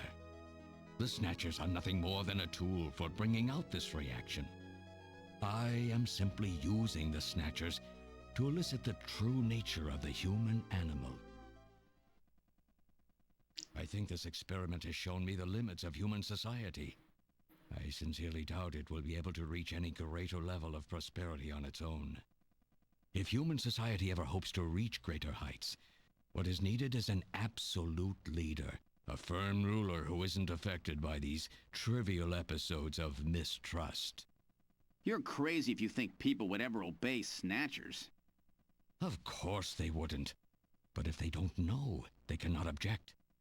There has been a time in every age that the people have longed for a god to lead them. As long as they give the people no reason to suspect them, then they can easily become their gods, indeed, a new race of super beings. We are almost there. Once we perfect the artificial skin, Snatchers will transcend man to become this planet's true human beings. But you'll never get your perfect skin now. Professor Modner is dead. I no longer have any use for my father. I have a sample of the new skin he developed. Once I've analyzed it, I'll be able to make as much as I need. Or if need be, we could simply culture the keratinized cells, epithelial cells, and melanocytes in the quantities that we need. What are you talking about? How could you get a sample of perfected artificial skin? Why don't you take a look at this? We found this in the rubble of Queen's Hospital.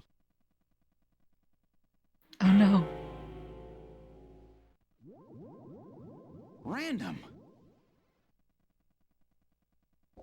Oh, an acquaintance of yours? He's a Snatcher? That term isn't exactly accurate. This bioroid was constructed by my father without my knowledge. He modeled it after me in my youth. He built it right here in this facility. And not only that, he programmed it to destroy Snatchers. This bioroid caused me serious difficulties. It's designed and built far better than my Snatchers. The machine itself thought it was human. My father input memories for it all the way back to childhood. Those too were apparently mine. Haven't you yet realized? Random Hajil. is Elijah Modner spelled backwards. How like my father, silly old man. He did virtually overnight what I could not do in 40 years of effort. Furthermore, he makes a bioroid so perfect, even the bioroid itself believes itself to be real. What's more, the cells of the skin he developed are self-replicating. Once in place, no further transplants or culturing is necessary. Is he dead? Its main and locomotive systems are completely shut down. It's just scrap now. But the artificial skin is being kept alive. This we need.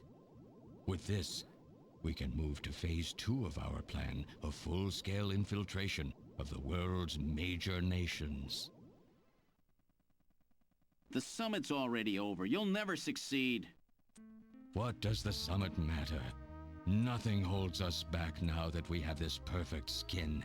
We can go anywhere we want, and there will be no way to tell us apart.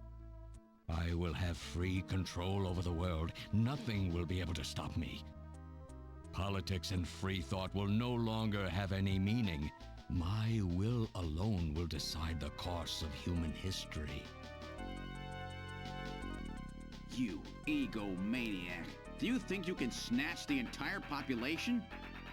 There's a fully automated Snatcher factory under the Kremlin. Even as we speak, scores of new Snatchers are being born.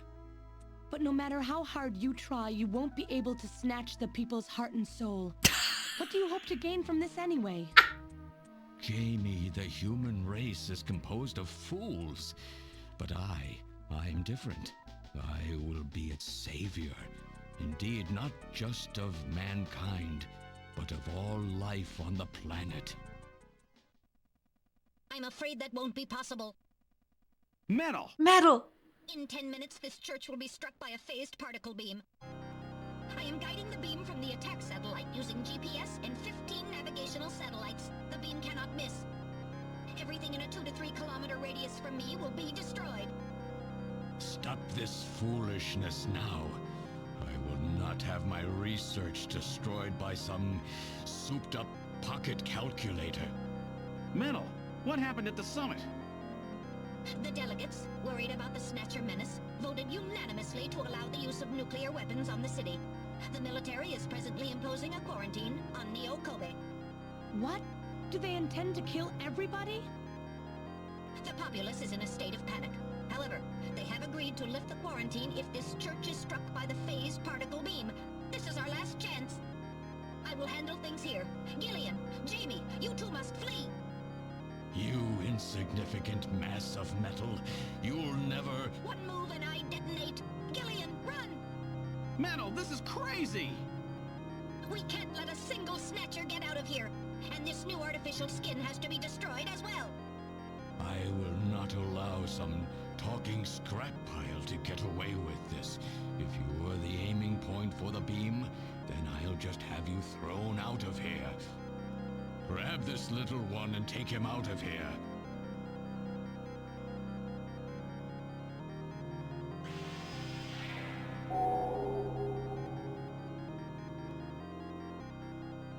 Our boy.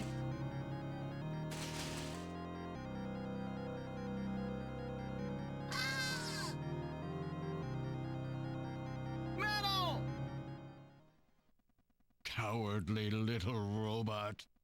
You always were a real pain in the butt.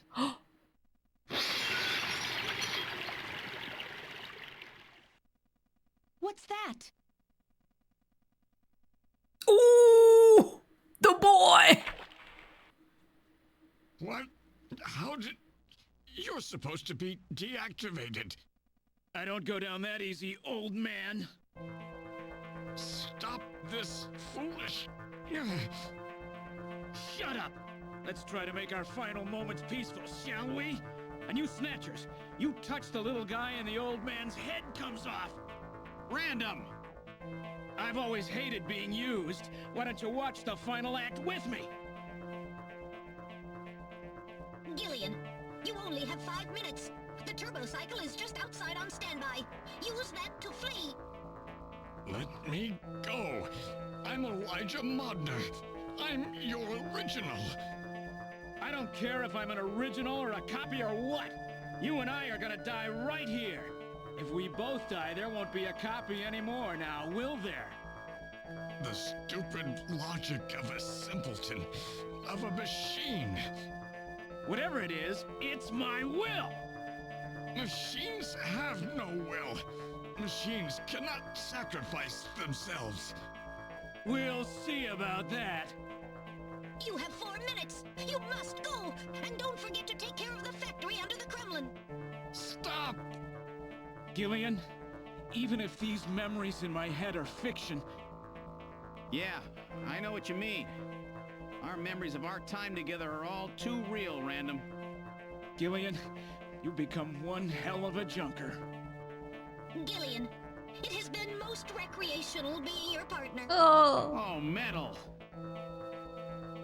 If you can, try to pick up the pieces for me, okay? Like we did for Little John. Little John? Oh. Okay, Metal. Hurry! You only have 3 minutes. Thanks. Thanks, you two. Jamie, come on. The boy.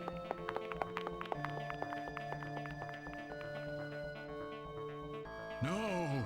Don't let her go! No! You pathetic old fool. You don't even know how to love someone. You stupid machine! What is that idiotic grin supposed to mean? By snatching you, I'm finally gonna get my real self back. Random, there's less than 1 minute to go. Thanks to you, everything will be fine. You don't owe me any thanks. Sorry to get you involved in such a big job. You did great. You're a hell of a junker. 3, 2, 1, here it comes! Later, kid!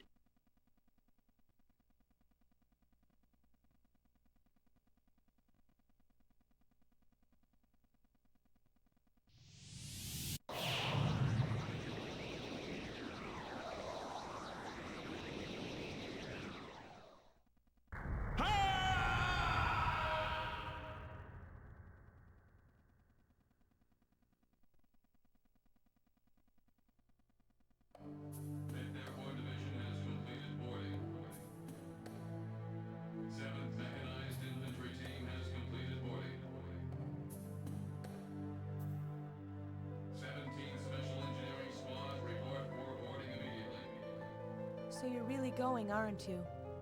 It's our responsibility, too. Besides, if I go to Moscow, I may get some of my memory back. And if that happens, I'll be able to love you even more than I do now. Wait for me. I want to be with you, but first I've got to destroy this terrible factory of theirs. Jamie, when I get back, let's try living together again. What do you say? 13th Special Operations Squad and all Junker personnel. Report immediately for departure. We'll be waiting for you, too. Katrina! Mika! You're here, too? You better be happy, Buster, with all these beautiful women seeing you off. I'm happy you came. Let me introduce my wife. Jamie Seed. I suppose it's a little odd introducing myself a second time, though. What do you mean? You've never met them before, have you? What are you talking about, Gillian? We're good friends. Huh? Since when? It's the first time I've met her in person, but I've spoken with her on the video phone a lot of times. What? Have you guys been talking about me behind my back?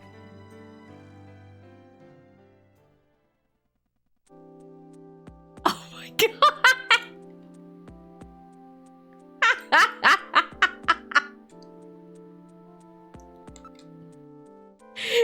Negotiating the harem. Oh my god. Trying to learn more about you is what got our relationship started. I was telling Mika about how lonely it was being home alone all the time, and she told me that Jamie was always worried about me, so I gave her a video phone call. Before I knew it, we really became close, didn't we? Our relationship has gone beyond just being friends. It really is the harem ending. Beyond just friends? That sounds pretty good to me. It was actually, I was trying to pick up all these chicks throughout the game, and it was actually my wife who picked them up successfully. With even Alice gone, I was really lonely. Katrina. Oh, don't be stupid, Gillian. You have a warped mind sometimes, you know. Do I? They're both so easy to talk to. It's like I've got two real sisters now. I think that's everything. They're just like family to me. Really sorry for all the worry I've caused you. This kid has had such a rough time. She lost almost everything practically overnight. She's done a really great job. I owe her a lot of thanks. By the time I return, I'll probably have my memory back. Don't worry. I promise to make you happy with our 2 girlfriends. Just couldn't stand to leave such a cute kid all by herself. Don't worry, Mika. This is one job I won't mess up. You might be a bit lonely for a while, but I'll be back soon. Hang in there. I'm going to memorize every detail of Katrina's lovely face so I don't forget it. Gillian, would you stop that? I feel like you're undressing me with your eyes. Don't worry, Mika. This is one job I won't mess up. Can I talk to anybody else again? I don't care if you get your memory back or not. Why? Because getting your memory back will mean that you'll remember those things about me that you hated. Things that I hated? What are you talking about? Dealing with each other's imperfections is part of what being married is all about, Jamie. Gillian, don't worry. No memories will change how I feel about you. Thank you, Gillian. It's good to hear you say that. So have they finalized what they're going to do about Junker operations? I suppose this will end up being our last mission, huh? Well, originally they were planning on disbanding the team, but now they've decided to keep us in business. So that means... That's right. We've been designated as one of the government's special police divisions. That puts us above the regular cops. So the government has decided that crime by machines poses a bigger threat than crime by humans from here on out, huh? They've chosen the new chief, too. So when you get back, you'll get to meet the new head honcho. Well, it's comforting to know I've got a place I can come back to.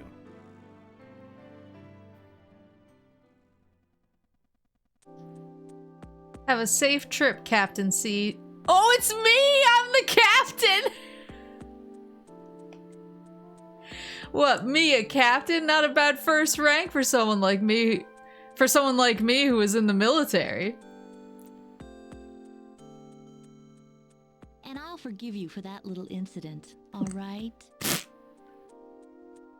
When you get back from this job, you still have a dinner date to keep with me, you know.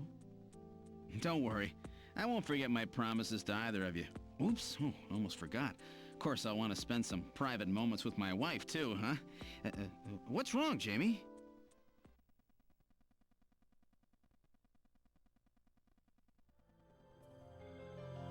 Aww. Harry and I will be waiting for you to get home. Harry? That's Harry's hat. We can do it this time, Gillian. Not some fake couple like before, but with love and trust. I know, Jamie. Take care, Gillian. I'll see you, Jamie. Wait! Wait for me! Take me with you, please! Oh my god. You? Metal? He's a Sega CD! We didn't have a good frame to work with, so this is just a temporary body. Just call me Metal Gear, Sega CD for now. So they found your memory chip in one piece, eh? Random protected it from the blast Random, huh?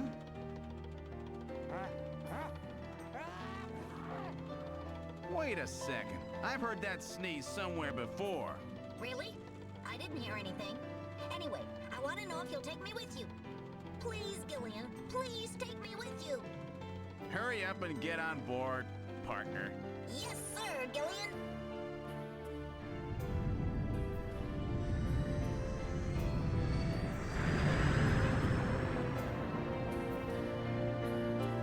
Yes, sir!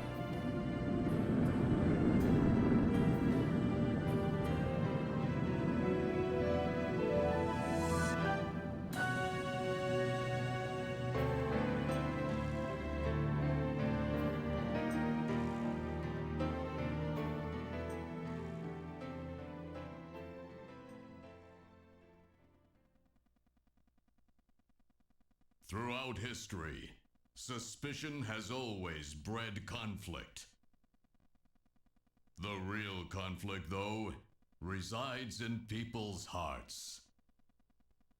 This conflict has just begun.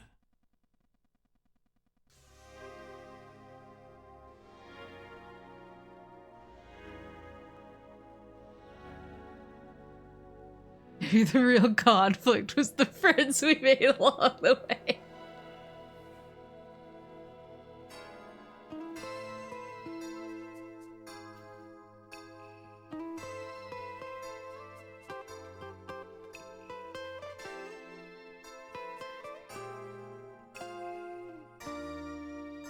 I love that Katrina called me out.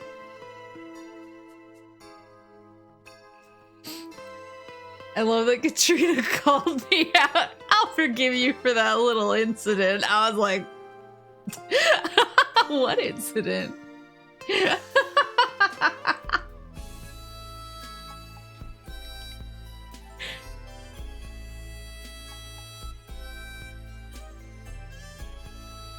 Which one indeed? Yeah, win Snatcher too.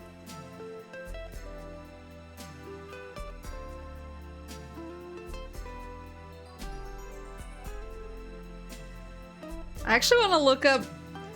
I don't know if they'll show the voice actors in here. I want to look up who some of the voice actors were. Snatcher voice actors.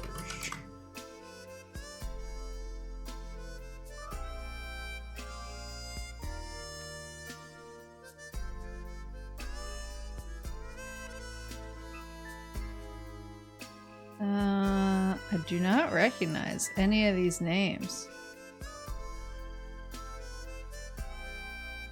Oh, Metal Gear was actually played by a Milady. Ooh, a lot of people played. It seems like there were like 4 voice actors in this game and they all played multiple people. So Gillian also played. Oh, the cast. Maybe it'll show it here. Yeah, so this guy, it seems like this guy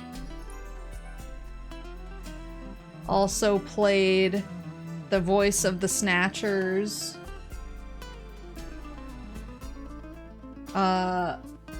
Random's voice actor also played the Chief. Random's voice actor played the Chief. He played Harry. He played old Elijah. That's crazy. Napoleon's voice actor played Napoleon. He was Gene Gibson. He was Ivan Rodriguez.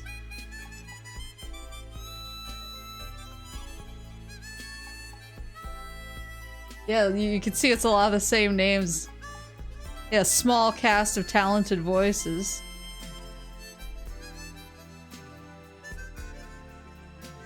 I was gonna say, I feel like they had 5 voice actors in this game and somehow they covered all of these characters.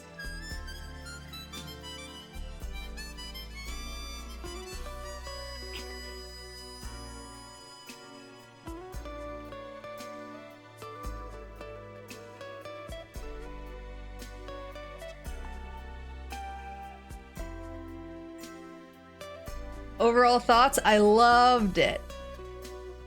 I loved it. It was so good. The two, what are they called? The two, oh, who are the spider guys? Insectors? The two insector fights were like so hard. And they kind of, they almost feel like they're intended for you to have a turbo controller or something. But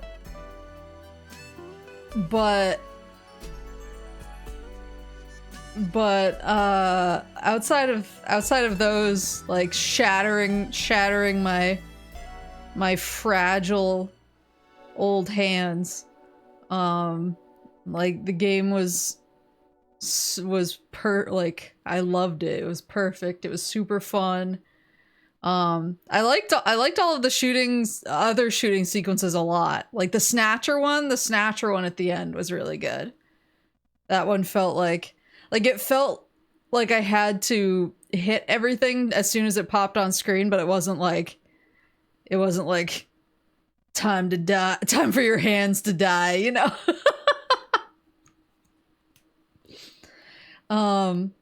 But the whole game was really good. The voice acting was really good. The music ruled. I loved all the lore and the investigating stuff. It was just like a really well thought out world. The game was gorgeous. Yeah, there's a lot of DNA in here. You can like see Kojima really locking in on his themes. And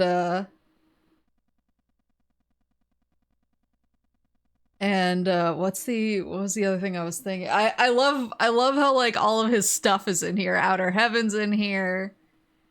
Metal Gear's in here. Yeah, I don't know if a remake would have to be kind of a little bit like retro in its stylings to kind of hit the same notes, I think. Because I think part of the charm is just like how of its era it is.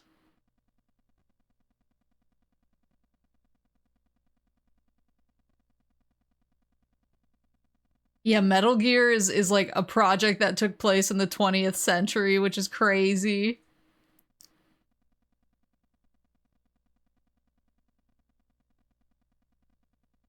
But I really, really, really liked it. I'm really glad I got to play it. I don't want a remake of this game, but I wish that they would find a way to make it more accessible to people to play. So whether it's including it in a future HD collection or just doing like a digital release or something. I wish other people could play and experience this because the game was super fun. It was super fun. The writing was so good. Like I wanted to look at and investigate everything, not just because they wanted me to, but because a lot of the dialogue was really funny and led to like insane side scenes. Now turn your Sega CD into a Metal Gear. But yeah, it was super good. Konami has been re-releasing a ton of their old games. Snatcher and Police Knots is almost a certainty. I hope so. I hope that they do, because I want people to be able to experience the magic.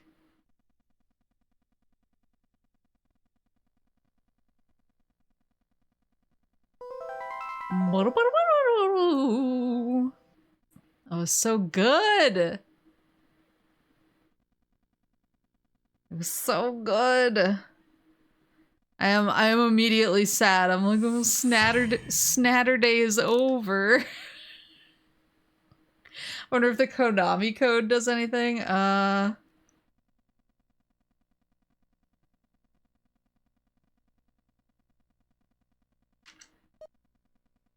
don't think so. Oh shit, what have I done?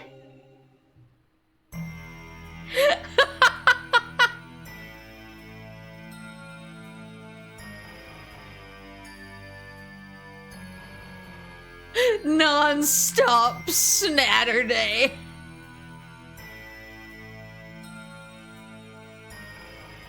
I still think that Isabella's really sus as a snatcher. Because when I showed her the... When I showed her the sunscreen, she was like, oh yeah, I love using that to protect against ultraviolet rays. And I was like... Explosion destroys the Chernobyl research facility near Moscow. Lucifer Alpha, a powerful biological weapon under secret development there, is released into the atmosphere, creating a deadly biohazard. Carried by the trade winds, Lucifer Alpha spreads throughout Eastern Europe and Eurasia, destroying 80% of the populace. Half of the world's people die. The greatest biohazard in history later becomes known simply as the catastrophe. I can't believe all of this is because one dude was a Who could have simp. possibly imagined that the ultimate biohazard wouldn't occur for another half-century. 50 years later, mankind faces its greatest crisis. The appearance of a mysterious android life form. I just realized it says by Jeremy Blaustein on the on the newspaper. From some other world. They appear during winter, killing humans and infiltrating society by taking the place of their victims. Employing an artificial skin, they can sweat and even bleed. Part organic, part machine, they're almost impossible to distinguish from those they kill. As they steal their victims' bodies in order to take their place, these mysterious invaders become known as Snatchers.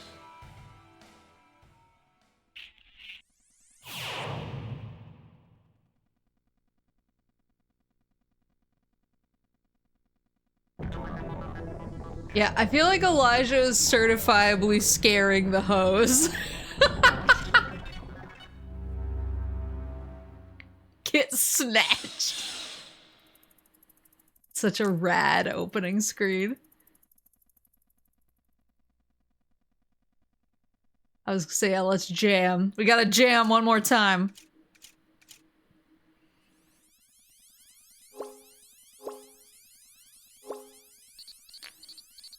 Beep, beep, beep, beep, beep. There's an uncensored code. What would it uncensor? Like, maybe Isabella's dance?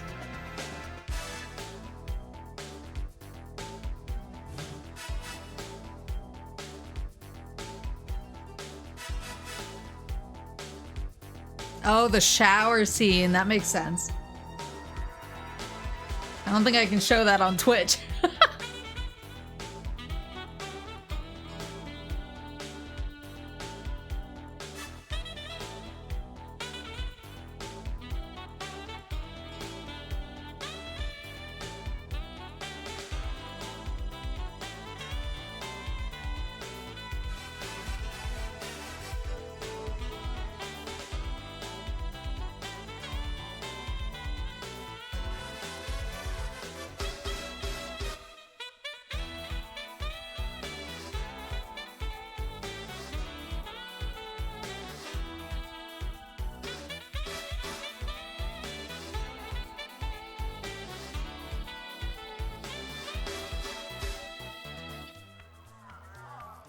I forgot about the guy's knife fighting.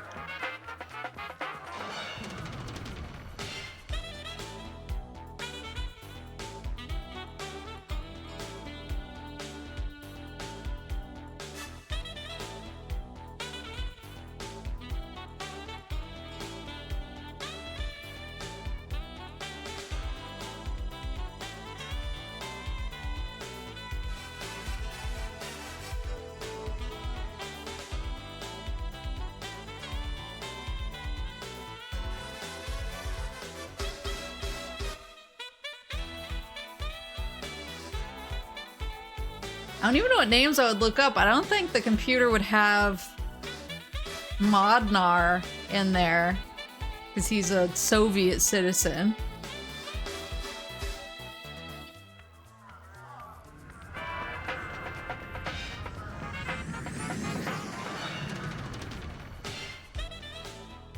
Oh, GameFAQs has a list. Let me look at that.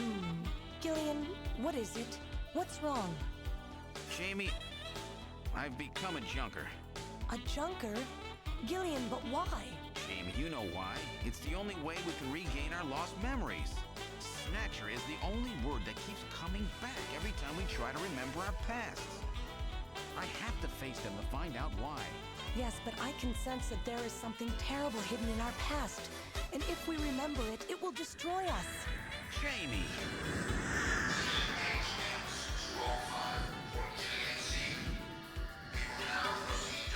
I'm going now. Jamie! Jamie! What? I can't hear you!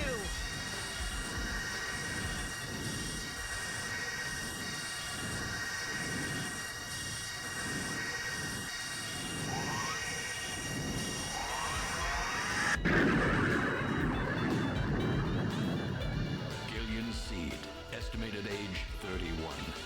3 years ago, he and his wife Jamie Seed are taken into protective custody in the Siberian Neutral Zone by the 17th Siberian Investigative Force. Both Gillian and Jamie suffer from severe amnesia. Their memories of events prior to being picked up in Siberia lost in a mysterious mental fog. 2 years ago, after a vain attempt to rebuild their marriage, Jamie and Gillian separate. Following extensive special military training, Gillian is ordered to report to Neo Kobe City as a junker, effective today.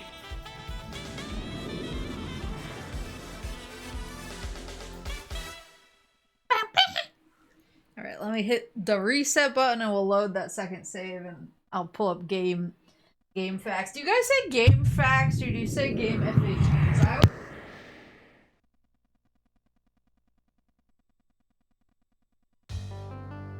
What the fuck are you saying?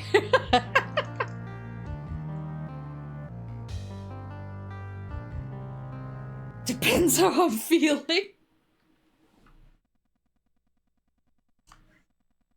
Sugar. Game facts? Yeah, see? Just rolls off the tongue better, I think. I'm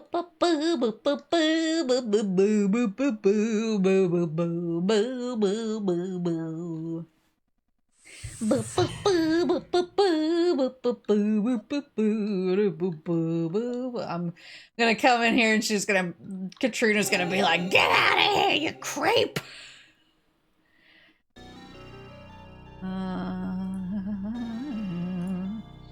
Game facts. Snatcher. Since you finished MGS5, Ground Zeroes has a Snatcher-themed side ops mission. Okay, so I did look into some of the stuff that Ground Zero, I didn't look into all the stuff that Ground Zeroes has in it, but I know that there's some stuff that unlocks when you pick up certain Fox, I think it's Fox patches, it might be XOF patches. It's one of the patches.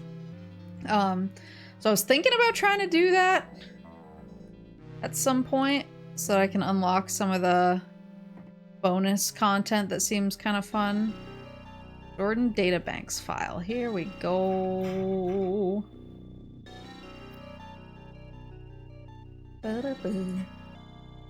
Alright, so...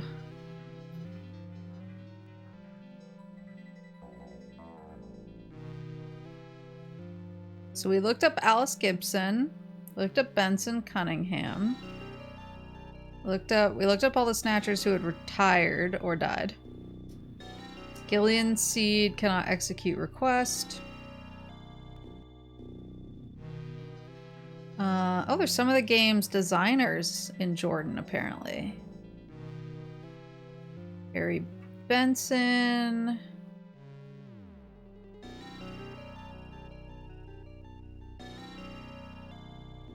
Alright, so enter Turbo Cycle. We could watch the Cup mission from MGS5 tying up Liquid's ending. Oh, that's true. Junker. Boo-da-boo. Boo-da-boo. Boo. Boo-da-boo.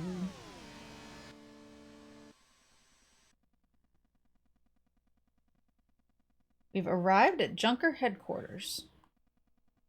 Exit Turbocycle. So we already looked up Kojima.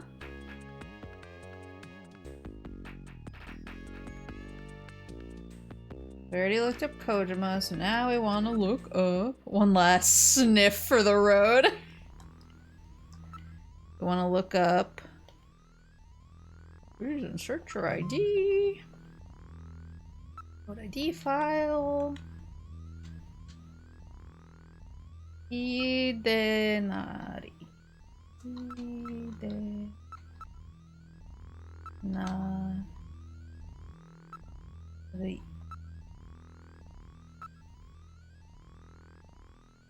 Please search the file under Inamura. Okay. Thanks. Inamura.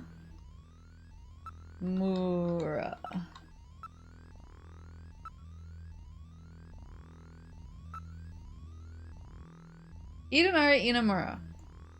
Birthday 11/25/1967. Zodiac sign Sagittarius. Blood type A+. Personality drowsy. That's so relatable. Nickname Puri. Favorite game Wizardry. Message. Nowhere on the earth. Nowhere in the sky. What? Video phone number. Oh, hold on. Hold on. Oh, it's literally in the game facts. So we'll call the video phone numbers after. Jamie Seed we can't look up.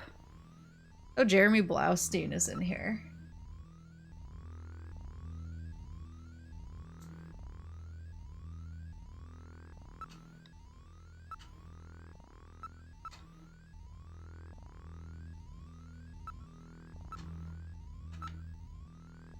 Jeremy Blaustein, birthday 6/7/1966. Zodiac sign Gemini, blood type O+, O positive. Personality irritable, prone to manic jabbering. Nickname Crabgrass Baby. What? Where did that come from? Favorite game Ogre Battle. Message. In the wee hours, I'll meet you down by Dunringill. Oh, he has a video phone number too. We'll call all these after. Wizard like Jimmy. Then we have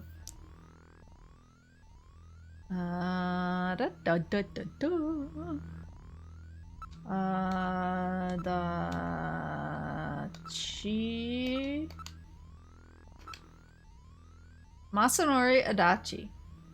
Birthday 5/25/1959. Zodiac sign Gemini. Blood type ? Personality no comment. Nickname nothing. Favorite game nothing. Message, welcome to cyberspace. Are you okay, Masanori Adachi? He's so real. Mitsuhiro Togo.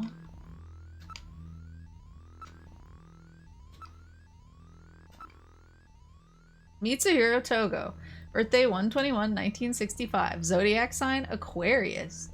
Blood type I don't know what that means. Personality short attention span. Nickname Duke. How do you get that name? Favorite game Scramble. Message. Sorry for causing everyone on the team a lot of trouble by sticking my nose in everything. Enjoy the game. Then we got Moai Sasaki. Saki?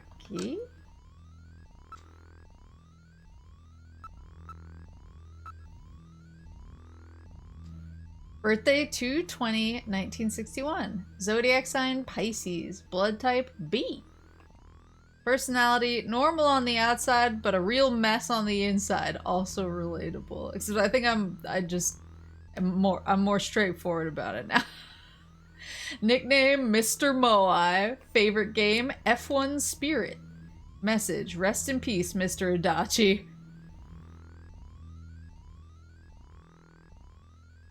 What? Did Adachi die? Is that why he doesn't have any information in here?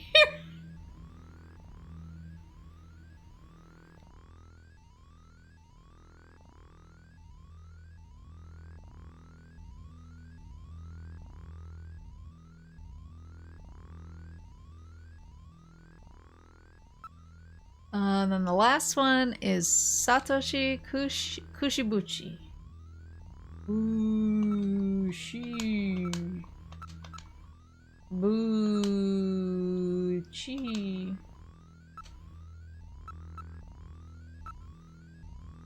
Satoshi Kushibuchi. Birthday 5/14/1963. Zodiac sign Taurus. Blood type B. Personality gentle. Nickname Butcher.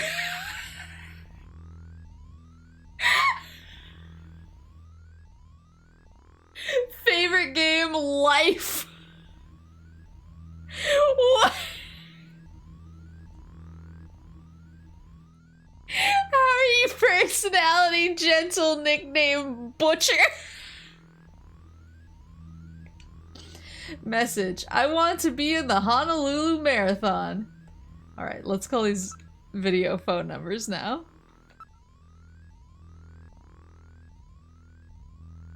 Use Metal Gear.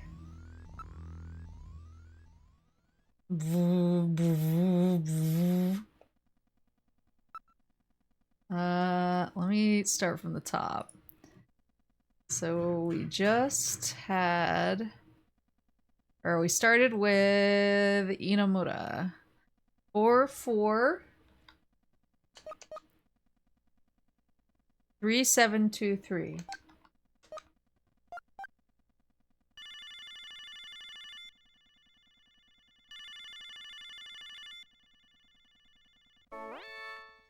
Hi, this is Mr. Inamura, the sub-programmer. I used to breed cancer cells before I started programming. Whoa!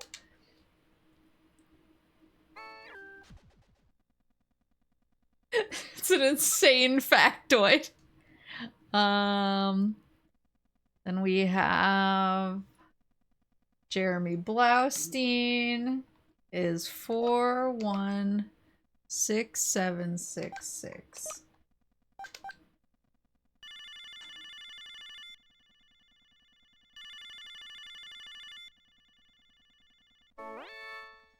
I think I smell a rat in my house, baby. I believe he's got just 2 legs, yeah. Chie, would you turn that down, please? Chie, okay. Moshi moshi. Blaustein desu.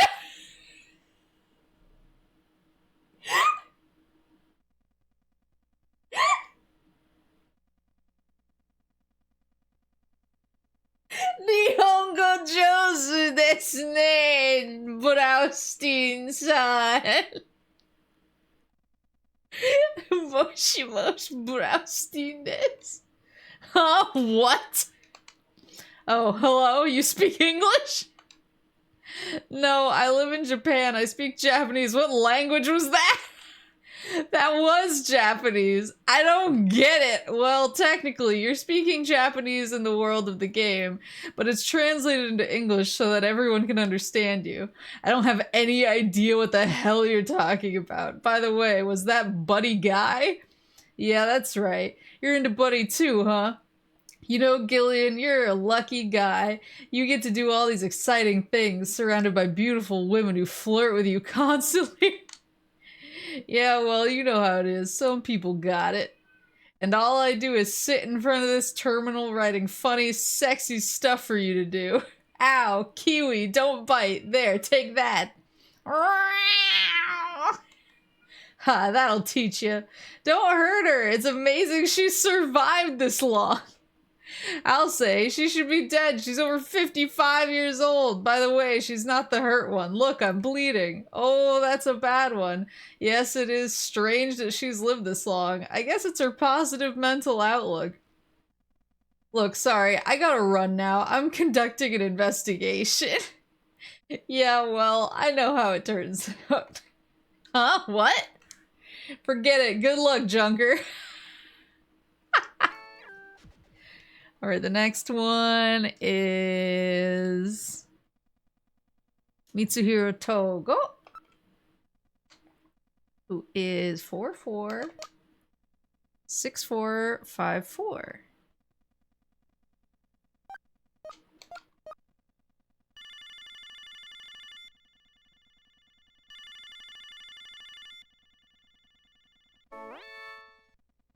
Hello, this is Mitsuhiro Togo. Hi, nice to meet you. My family is made up of my daughter and my extremely tough wife, who also serves as our bodyguard. My hobby is constructing IBM PC AT compatible hardware. Our personal computer is hooked up to a network, but is not open to the public. I am an expert in MS-DOS and Windows, so if you have any questions, please ask. Well, I'll talk to you later. Bye. Hey, what are you doing hanging up like that? He seems to be rather self-centered. Ever since that jerk got married, he never goes out anymore.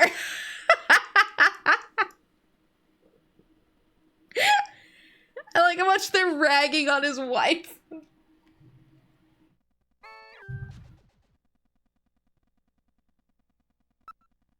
The Moai Sasaki is 796641.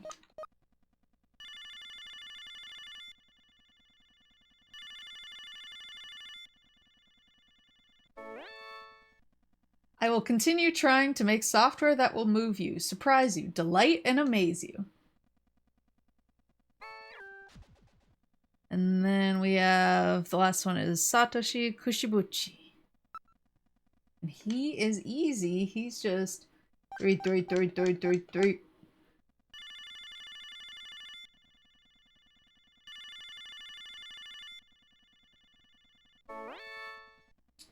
I'm now in Honolulu for the marathon. Please leave a message.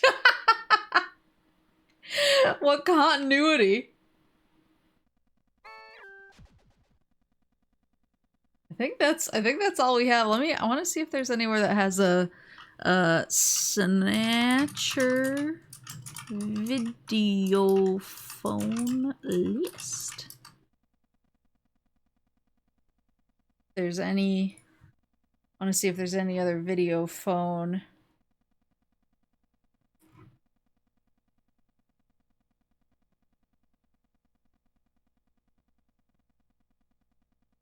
Any other phone numbers? Yeah, we need to find out how that marathon went.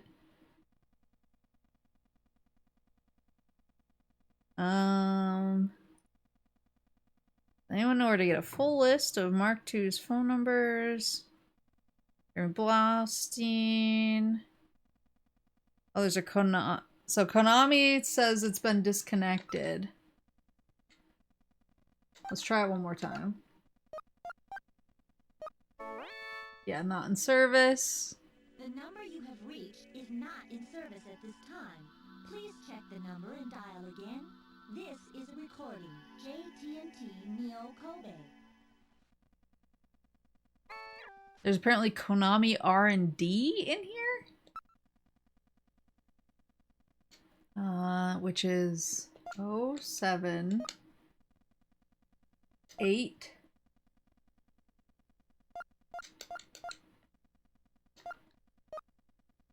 Wrong number. The number you have reached is not in service at this time.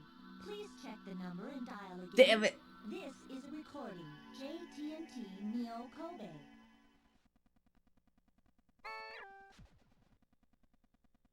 And then you can call someone named Stella Stegosaur.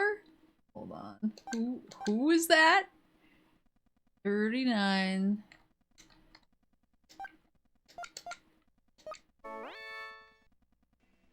The number you have reached is not in service. Maybe you can't do it till later in the game or something. Number and dial again. This is a recording. JTNT Neo Kobe.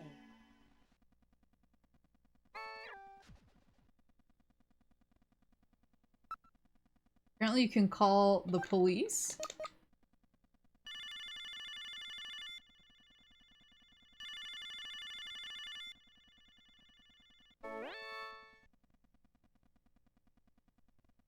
Hello, this is the Neo Kobe City Police Department. Whoa! Gillian, you shouldn't call if you have no reason. Hello? Is something wrong? I'm breaking the connection. Prank him. I think that's most of the interesting looking ones. Let's see. Let's see. Ugh.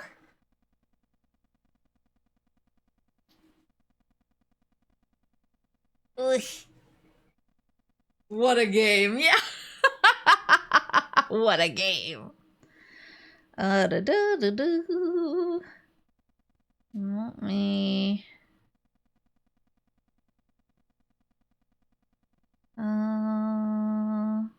What were we we were talking about watching the how long is the cutscene that you guys wanted me to watch from MGS5?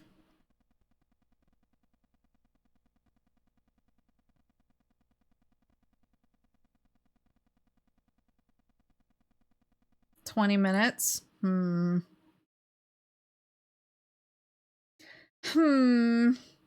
you mind if I go grab a small snack? Just cuz I'm very hungry. And then I will watch it. I just want my snacky. I want my snacky for watching. Let me put up a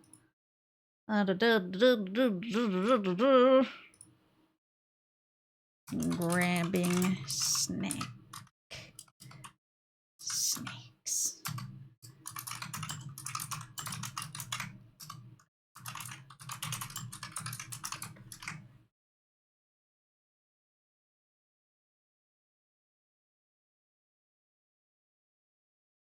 Nyosh. Oh, and she's yelling. I'll be right back.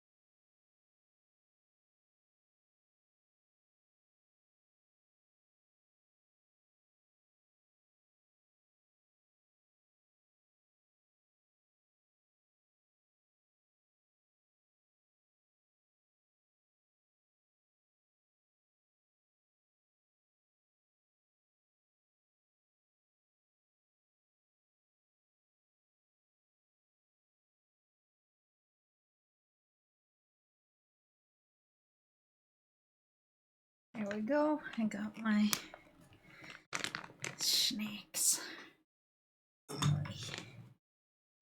It's having a hard time opening the bag.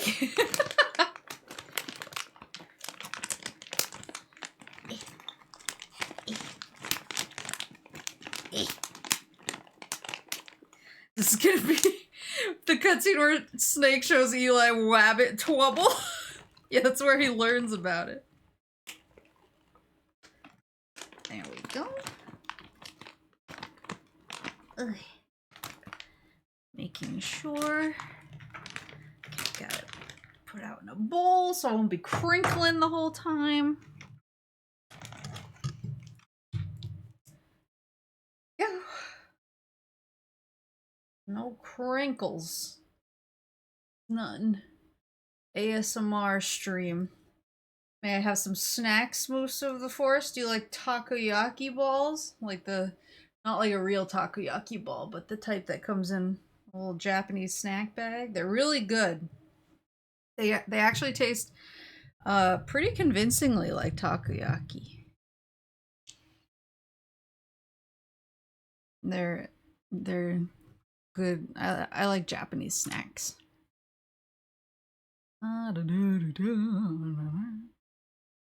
Click. Episode 51. Hold on.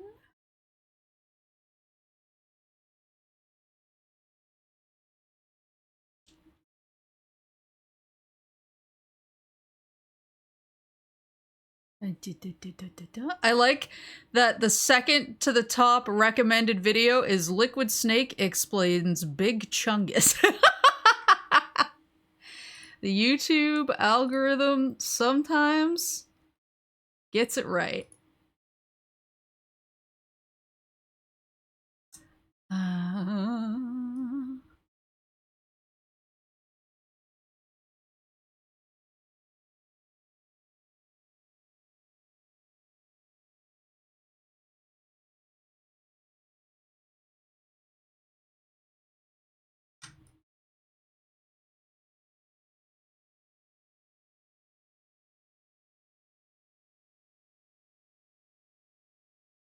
Actually, 1 second.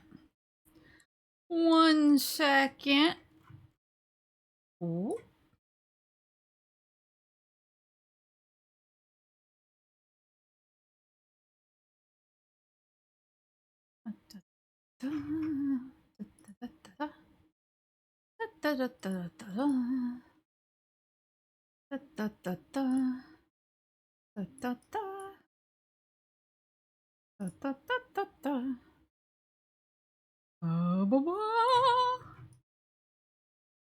There we go.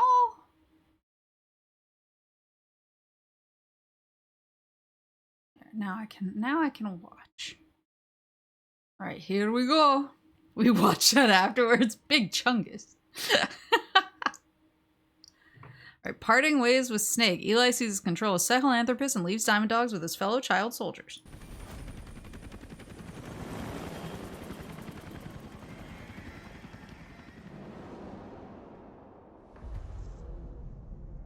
Boss, about Eli and his boys. You know where they went? We're still working on it, but the chopper pilot they had fly them out of here is back. And? He said once Sahelanthropus and the chopper got out to sea, they split Oh, you up. guys can't see? Because I didn't turn it on. There you go.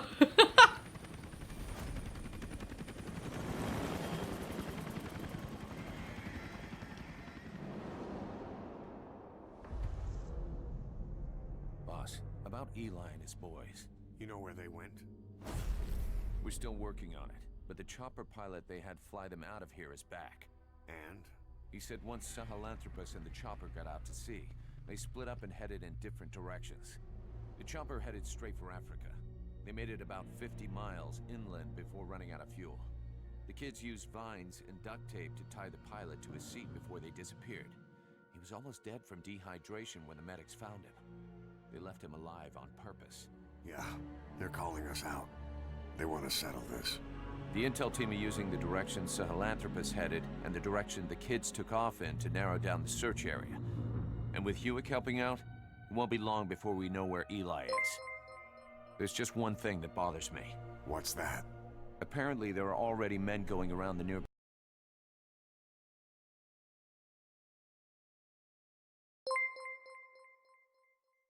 Yoob! Welcome! Thank you so much for the raid! My name's Maple, I'm a moose. We just beat Snatcher like 15 minutes ago. And everyone reminded me that there's a deleted cutscene from MGS5 that I haven't watched yet, and so we're just watching. It's like 20 minutes. I'm sorry. I'm sorry. I'm sorry you rated it on me watching a 20-minute long deleted MGS5 cutscene. but thank you for the raid. This is really the experience. I'll watch it for you. Thanks. Yeah, apparently it's like, well, there was like one plot thread in MGS5 that kind of like, yeah, just disappeared. Like it was like, oh well, guess they're gone. And so this is, I guess, kind of that. I'll rewind for everybody. I guess this is kind of supposed to be what was supposed to be in the game. What follows that plot thread if it wasn't removed from the game. So this is it's called, what was it? Land of the Flies, Lord of the Flies, something like Kingdom of the Flies. That's what it is.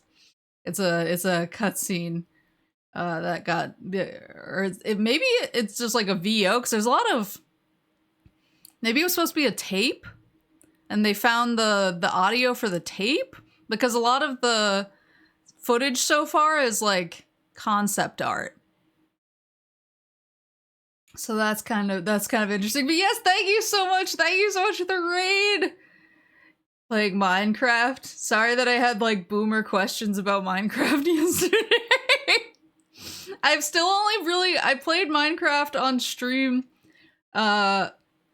as a haha, I've never played this game before, and I almost killed myself standing in some bushes or some berry bushes. I guess. And I still haven't really played it, but I want to. It seems like it would be something that would suck me in if I could understand what I was doing. Yeah, let me back to the show.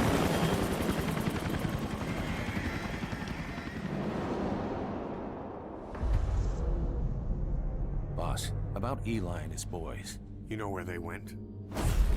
We're still working on it, but the chopper pilot they had fly them out of here is back. And? He said once Sahelanthropus and the chopper got out to sea, they split up and headed in different directions. The chopper headed straight for Africa. They made it about 50 miles inland before running out of fuel. The kids used vines and duct tape to tie the pilot to his seat before they disappeared. He was almost dead from dehydration when the medics found him. They left him alive on purpose. Yeah, they're calling us out. They want to settle this.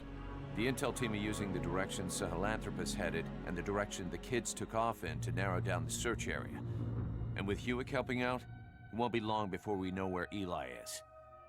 There's just one thing that bothers me. What's that? Apparently there are already men going around the nearby villages asking for witnesses of the giant in the sky. Damn it. Already? It's clearly business as usual for Cypher, even with Skullface gone. They must have been dying to get Sahelanthropus back ever since Afghanistan. And if they beat us to it, they'll be getting more than that. Eli's carrying the English strain of the vocal cord parasite. We've tracked down Eli and his men. They've spread the parasite across the island. It won't affect you if your voice hasn't broken, so they're safe, for now. Eli's driven all the adults off the island. Recess is officially in session. His own version of Lord of the Flies, only instead of a pig's head, Sahelanthropus. and it's swarming with something worse than flies. They presented one demand in exchange for the nuke. Big Boss's body. Those kids have got a lot to learn. Okay, boss. The objective is to recover Sahelanthropus and the children, Eli included. Once you're in the air, we'll hit the island with napalm. Can't let those things spread. It gets worse. Here's the tape from when Eli took off. Where is he? I told you, your father's not here. They're back. His voice is starting to change, meaning he's almost a man. So if he's carrying the English language strain, well, if he starts showing symptoms, it's over.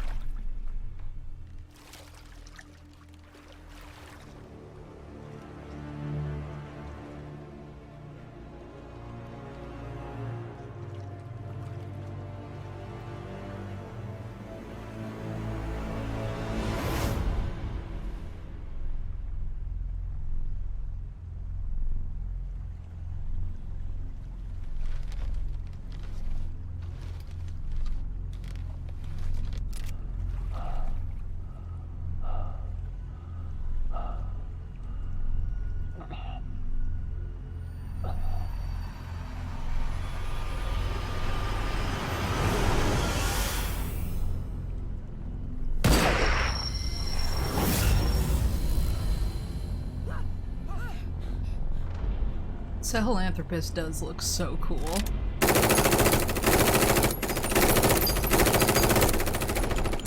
That's like a top tier.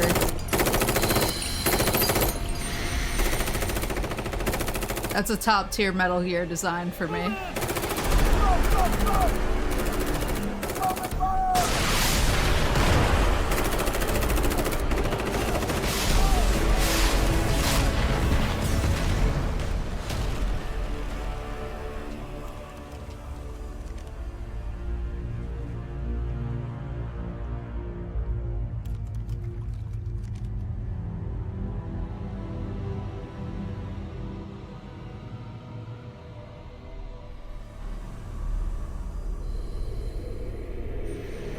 Psycho Mantis is cheating.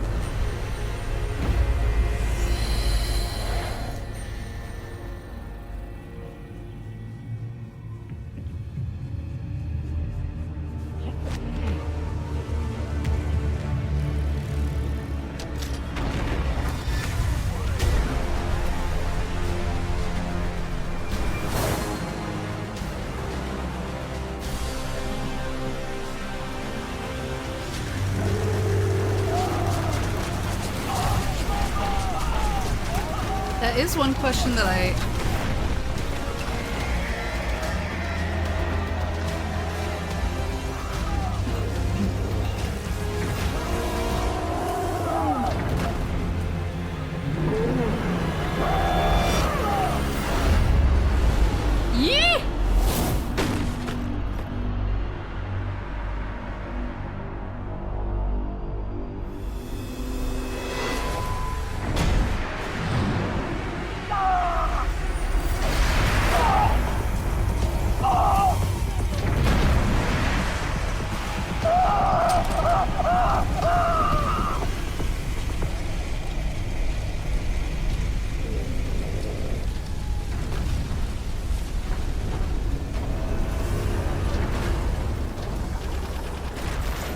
One question that I did have was what happened to Sahelanthropus?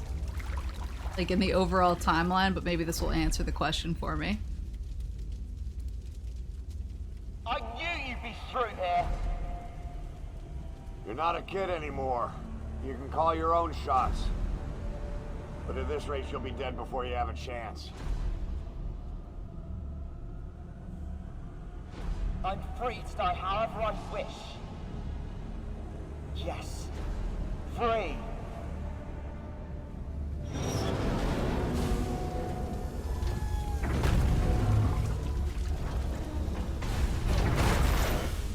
You don't get the last word, Father. I'll break the curse of my heritage. And to do that, first, I will kill you!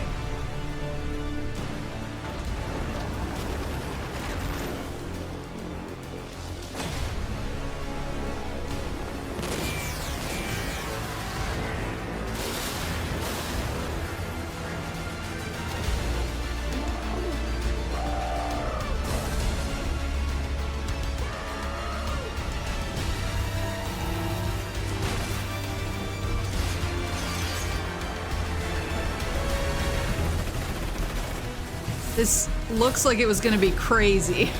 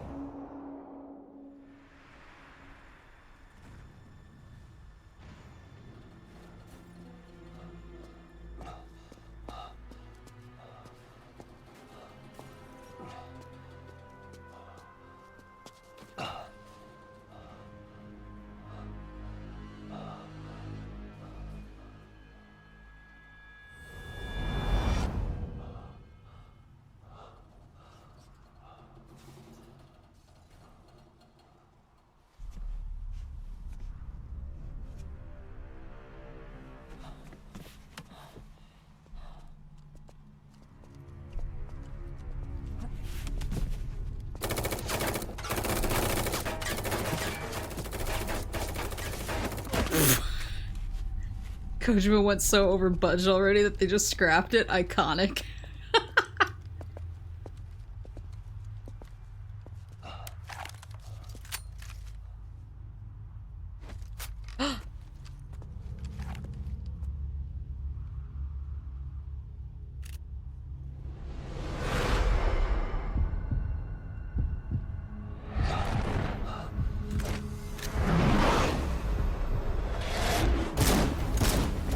Woo! Those were non-lethal.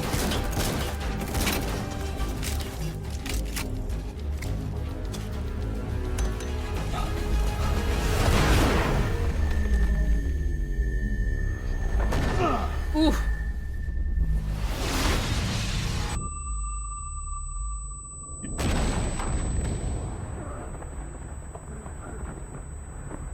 Oh, like the suits that they're wearing.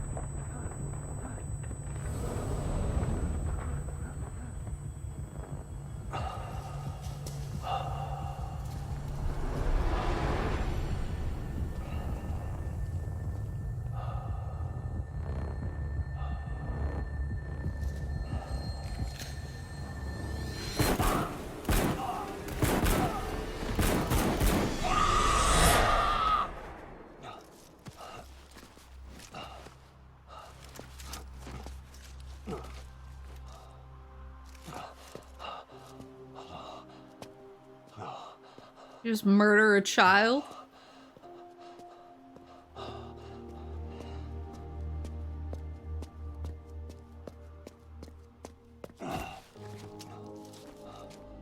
He still has the conch.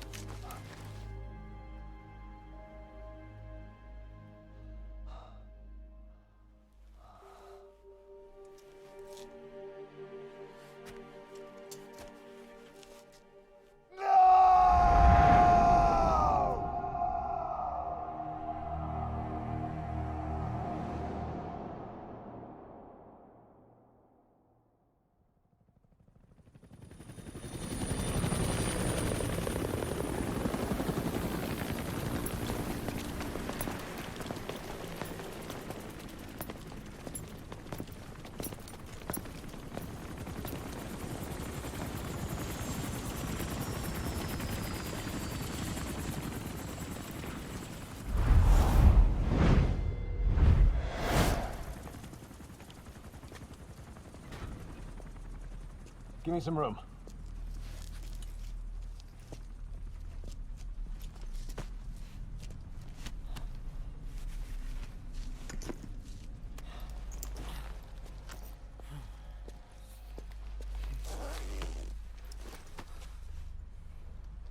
Oh. He'll be all right. The vest took the bullet. Get him on the chopper. We'll patch him up at base.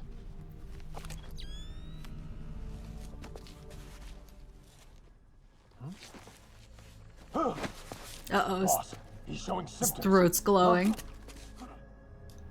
What?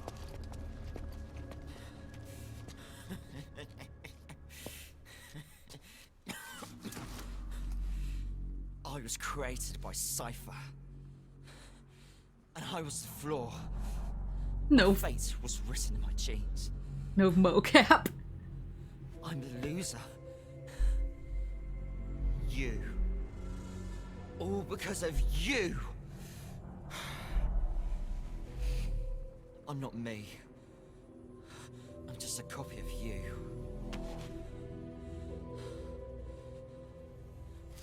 I will surpass my father. Destroy my father. Destroy you. I'll kill all of Cypher. I'll destroy your precious world.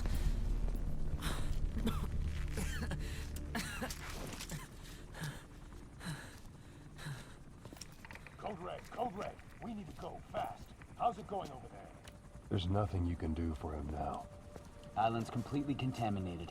Orders are to use napalm to sanitize. Sanitize every square inch. Prepare to drop. We're pulling out. Move! Code Red.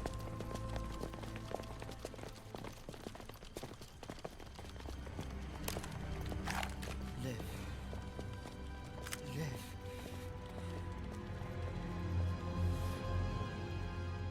You're one hell of a soldier. I will kill you!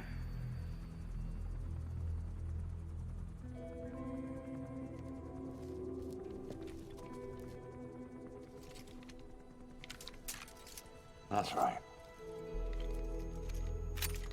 Don't blame yourself. Blame me.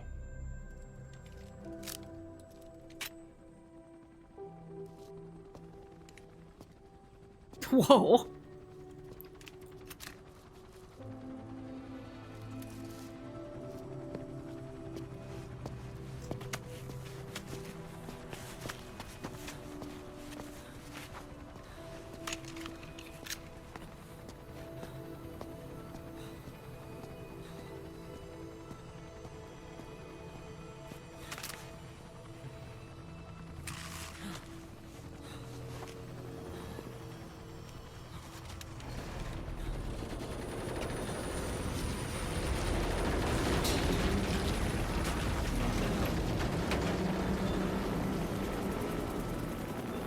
Have his fun toy taken away.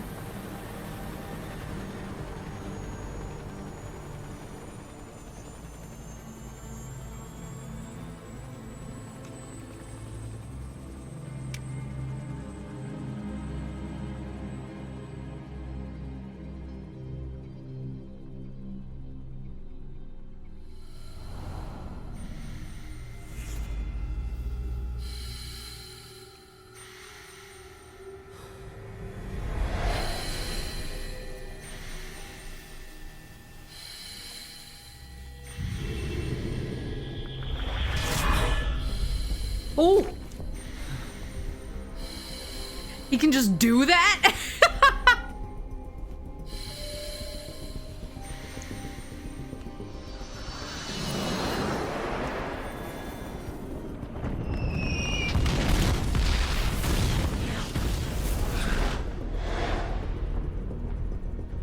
He can just pull the parasites out of you.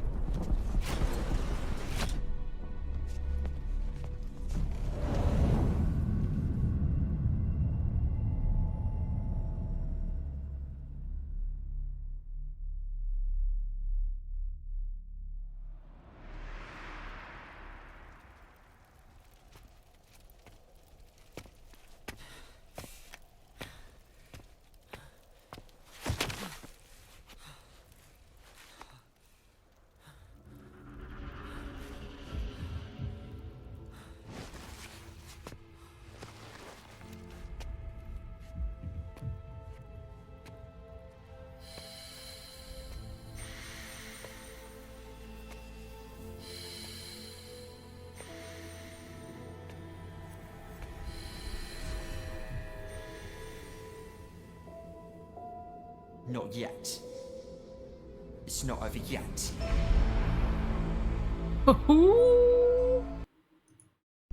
Are you familiar with Big Chungus? Big Chungus? Yes, Big Chungus, the world-renowned meme of an oversized cartoon rabbit. What does some dumb joke have to do with your plan? This is part 2. Snake, this isn't about jokes. This is about legacy. Do you even know who Big Chungus is? He's just some cartoon rabbit. Not just some rabbit. The most famous rabbit in cinematic history. The one and only Bugs Bunny. Bugs Bunny? The Looney Tunes character? The very same. The very same. In 1941, during the peak years of the Looney Tunes franchise, a cartoon was released named Wabbit Twubble, where Bugs Bunny faces off with his longtime rival, Elmer Fudd. But for just a moment, to mock the foolish Elmer, Bugs inflates himself to a comically bloated form, a moment that lasts only 3.4 seconds in an 8-minute and 22-second long cartoon. 3.4 seconds. That's all the time Big Chungus had ever existed. And yet decades later, he would become more famous than Bugs Bunny, despite being Bugs Bunny himself. You see, Snake, memes control history, and I shall use the power of memes to control my own destiny. Do you honestly think Chuck Jones or Mel Blanc could have expected internet trolls to deify a character that doesn't even exist? Make him far more infamous than his own true identity as Bugs Bunny? Big Chungus lives on as the dominant meme. And that, brother, is what I intend to do. I will not let myself be cursed by my recessive memes.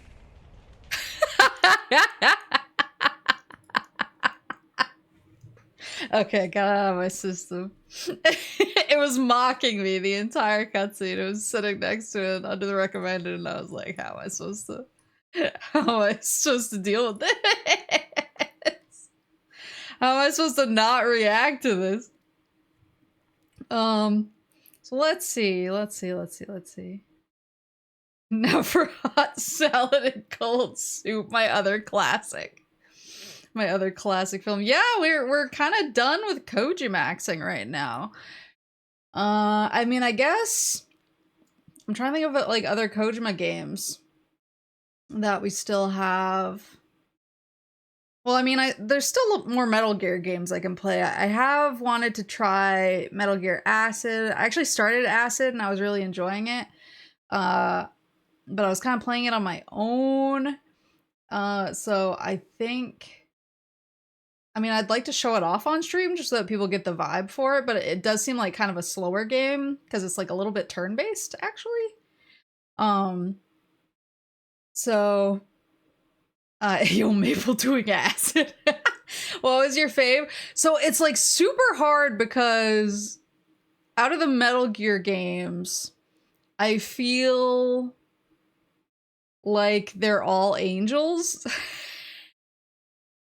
I think with like, it's so hard because like one is very iconic in its own way and just felt really good. And then two is like totally bonkers, but that's kind of what I liked. I liked the bonkerness of it. And then 3 had a really good gameplay and really good story that I liked. And then 4 it was like a lot of tying stuff up, but then obviously like I sobbed wildly at the end. So like 4 clearly hit for me. And then like Peace Walker and 5, I wound up really liking the story as well, but the gameplay is what really got me in Peace Walker and 5. Like I just like I'm still playing 5. Even though I beat it, I'm still playing it.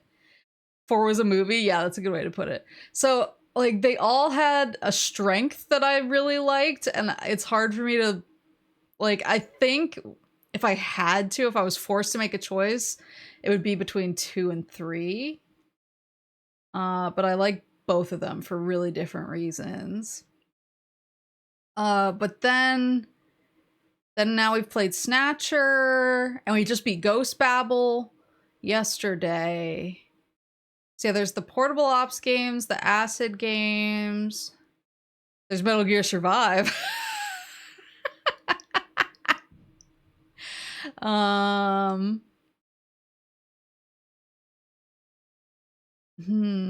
there's Metal Gear 1 and 2. I don't know why I keep skipping over those. Those are right there, and they're super obvious. Revengeance. Revengeance is the one that I want to play next, I think. Because I've played Revengeance before. I played it back before I like played any Metal Gear and knew anything about Metal Gear lore. And I liked it a lot because I was like, wow, this is super fun and I'm having a great time. But now that I have context, now that Kojima has provided context for me, I feel like I'm gonna get some different stuff out of it, which will be fun. So I think Revengeance is definitely next on the Kojimaxing list. And then I'd like to play Metal Gear 1 and 2. I'd like are they both on the Master Collection? Volume 1? Yes. Okay. Maybe that's how I'll play them. And then I've already taken steps to be able to play Police Knots. I can't yet, so I haven't locked in yet, but I have taken steps to be able to play Police Knots. So so that will probably happen too, yeah.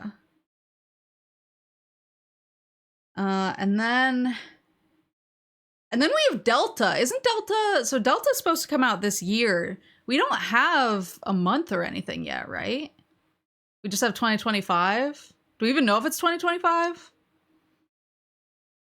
I thought it was 2025.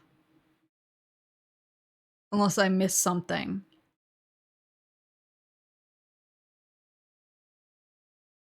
It should be? Okay. 'Cause I'm trying to... When would they announce the release date? So we just had the Xbox Developer Direct. I know Sony usually does State of Play near the end of the year, but do they have one closer to the beginning of the year?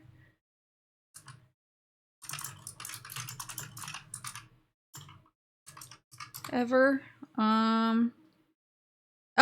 Sony's 2025 State of Play presentation is rumored to be in February.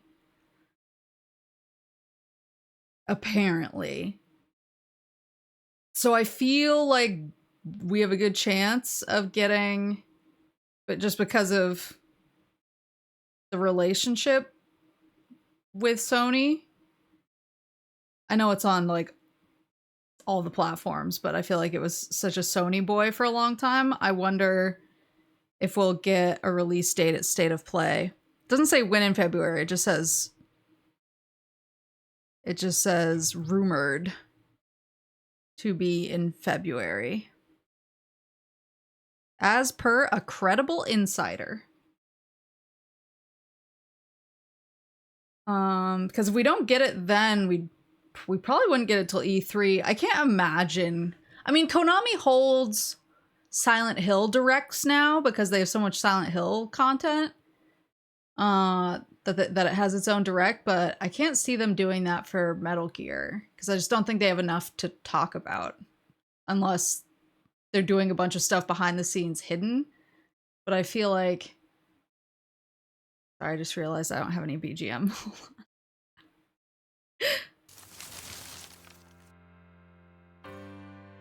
I came inside so we could have some BGM.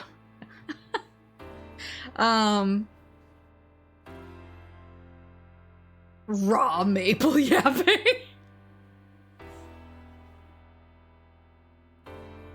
I think Delta was first shown in an Xbox showcase. Oh, okay.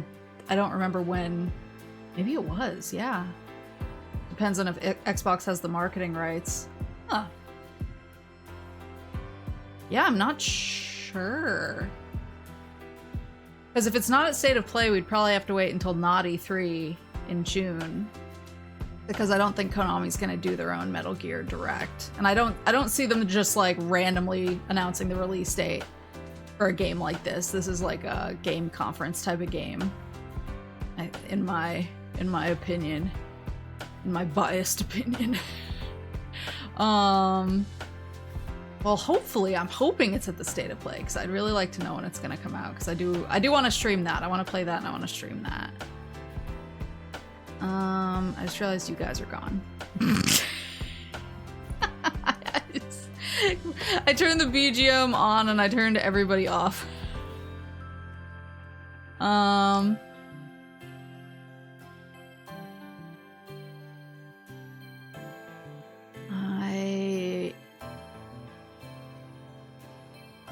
trying to think. Yeah, because I want to play Delta, I want to play Metal Gear 1 and 2. I want to at least show off what Acid plays like, but maybe I won't stream the whole game. And maybe I will stream Metal Gear Survive. At least a little bit. maybe not the whole thing. I don't know if it has a story. Or if there's like an end point, but maybe just like a taster stream. Yeah, so I guess I'm just waiting on Delta as the big one. But I have some other Metal Gear content I can, and Revengeance. So I have some other Metal Gear content I can consume until then.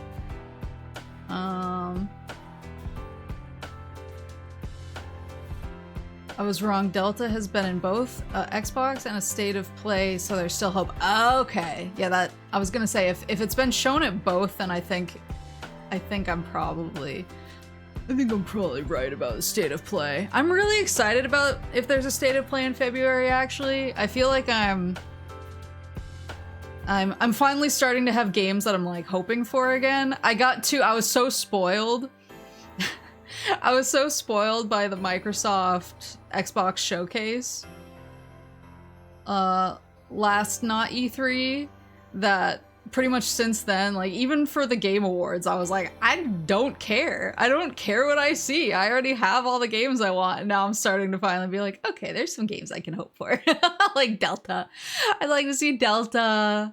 I'd love a Horizon 3 teaser. If they would like to give me some soup, some nice soup to eat that's cold. I think those are my big ones from Sony right now. I would love to know what's going on with the Ryukishi Silent Hill. But that would probably be in its own direct, because I think that's what Konami does for those now. And I'd love Volume 2. Master Collection Volume 2 news, which Otacon told us would happen eventually. He's not breaking an NDA. He's just it's called a friendia. Because Otacon and I are friends and everyone says this.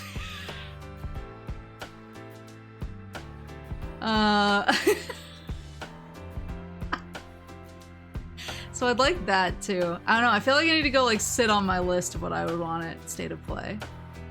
Delta's top of the list because I want to play it. Really bad. We gotta play Otacon's favorite game, Police Knots, to unlock Volume 2. Well, once my satiator gets here.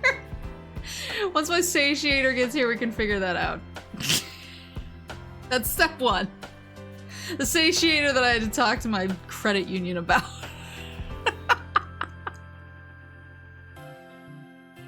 And I was like, it's a video game thing, please don't think it's weird.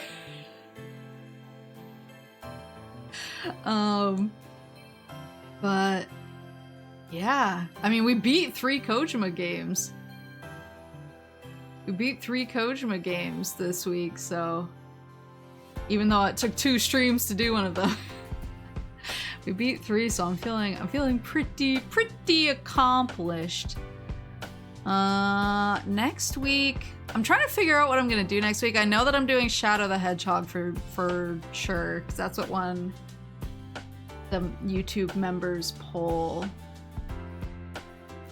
And I know I have at least one collab. And there might be a second one, but I think it's still we're like figuring it out. So definitely Shadow, and then I'm gonna try. Is there D&D this week? No, this is gonna be an off week. It's every other week. So, the edge. So definitely Shadow. And then I would like to try and cram in starting Gears 3. But it kind of depends on if I can find a night where I have like ample time. Because Gears 3 is definitely the longest of the trilogy. One is pretty short. 2 is longer than 1, but still pretty short. And then 3 is like a little bit chunkier. So I actually want to be able to carve out like beefier time for it. Is Gears 3 gonna have a lore stream? Yes! So there are 2 or 3 novels that take place between Gears 2 and Gears 3, and so I'm gonna go over the content of all of the novels that take place between, because Gears 3 kind of picks up and like, okay, we're here now, and it's like sometime after Gears 2, because obviously Gears 2 ended the way it ended, with everybody making some pretty big and permanent decisions. And so it kind of starts off with like the consequences of that, but it's been like a little bit and stuff has happened, so I want to make sure that I give everyone the breakdown of the novel lore so that you have a little bit more context for some of the things going on. So I'm hoping to do that. I'm hoping to do that next week. But yeah, I just want to make sure that it's a night, that I have a night, because I already have 2 of my stream nights reserved for collabs. I want to make sure that I have a night that I don't have like a really early morning the next morning, so I have to be worried about, oh, I gotta go to bed. But that's probably what I'll try and do next week. But Shadow for sure. Are you just doing the trilogy, or are you planning on doing the other games too? So I really love, I like the new trilogy. Well, we haven't gotten 6 yet. I like the first 2 games in the new trilogy.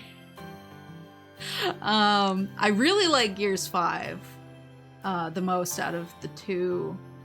I'm not a huge fan of Judgment. I like Judgment because it has Baird, and Baird is like my boy.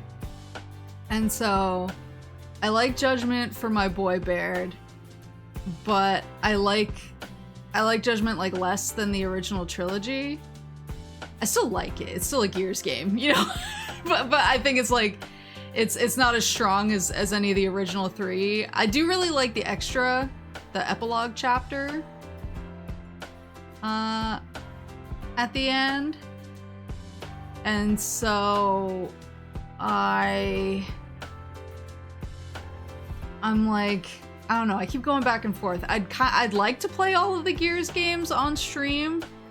I also feel like 5 specifically, 5 is much more fun played in co-op because of the way that that one big part of the game is structured. I feel like that's a lot more fun in co-op, and so I would want to maybe find somebody who's either at that point in the Gears games or has played 5 before, who would want to join me on it.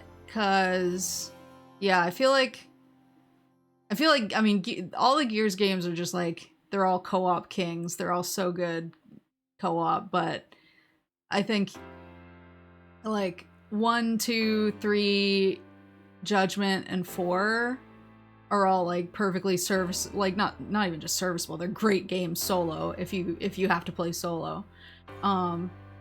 I just feel like 5 really shines in co-op, so I'd wanna figure out how to make that happen if I stream it.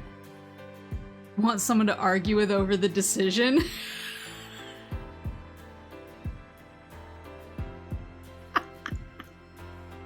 I want someone to blame. I need a scapegoat.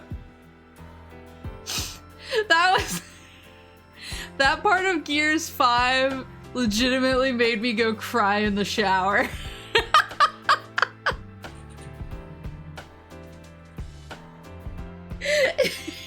It's like really rough.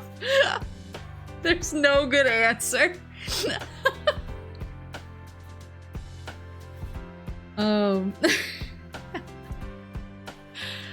But anyway, that was a rambling way to say I want to play the others, but I kind of want to figure out if there's somebody who would play 5 with me first before I commit to the long haul, because I wouldn't want to like play 4 and then not play 5. But I feel like 5 is just like, it's so much a co-op game, and but Judgment I could see playing, because that's kind of more that's way more connected to 1, 2, and 3 than it is to 4 and 5. So I'll probably play Judgment, but I'll 4 and 5 are a maybe, contingent on if I can find a brother till the end for 5. Yeah, like Judgment for me is carried by the strength of being able to play Baird. I'm like, my boy. Not to sound like a hater, but I feel like 5 redeems 4. 4 ain't bad, but 5 improves it. I agree, and I feel like everyone who made the game knows that. I mean, the entire crux of like JD's character in 5 is that he's like, they even call him Dark JD now, and I feel like it's all kind of a little bit tongue-in-cheek as like a kind of like, this is the direction we're going. I don't know. I love 5. I love 5 a lot.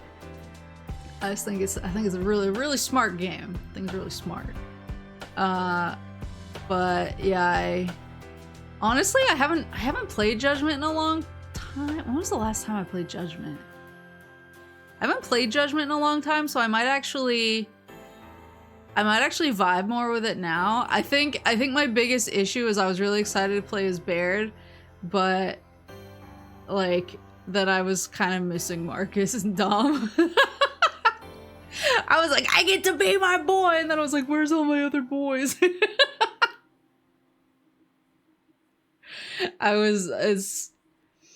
It leaves a hole in my heart that my other teammates in the game can't fill. I love Delta too much. Have you ever played Tactics? So I actually haven't. I was going to like years ago, and then when I started planning to start streaming, I decided I would hold off on playing Tactics because I thought it would be fun to try streaming it. And then I've had a million other games I've been trying to get through streaming, and then now I'm just going back to playing the OG Gears. So I've been literally sitting on Tactics in order to try it on stream. Because I want to play it really bad. But I was like, oh, that seems like it would be fun to experience on stream for the first time. Can't wait to learn about Dom's tomato sauce. You will learn. You will learn about his tomatoes.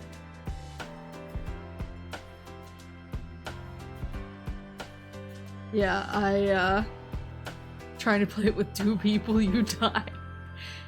Maybe I'll like, I don't know, maybe I'll goof with it off stream, but I'd like to at least show it off, because I feel like that's kind of I feel like that's one of the Gears games people don't talk about a lot, which is part of why I wanted to stream it.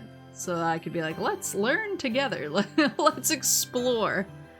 Let's explore this magical new Gears world together. I'm just so excited for E-Day.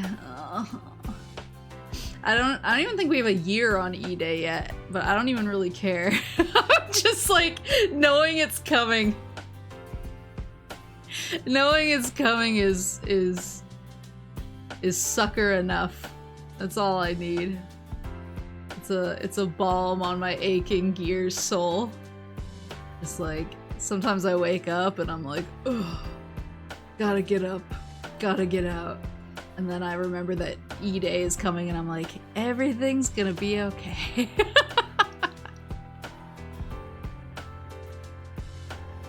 There's a rumor around when it releases if you want to know. Sure.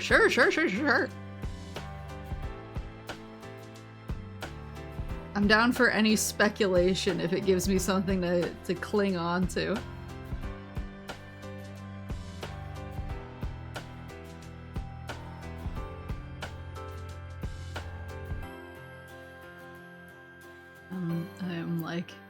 I'm steepling my hands. There's a rumor end of this year, if not the next year. If it was the end of this year, that would make me super happy. That would be way sooner than I thought, honestly. I thought it was gonna be like a while, but if we got an end of this year, I would feel very spoiled. I'm so excited. I'm so excited! And there's like a lot of stuff. There's a lot of stuff. So basically, the novels, they do this thing where they have the current timeline. And so they have like one thing and one batch of problems and like I'm trying, what's the word?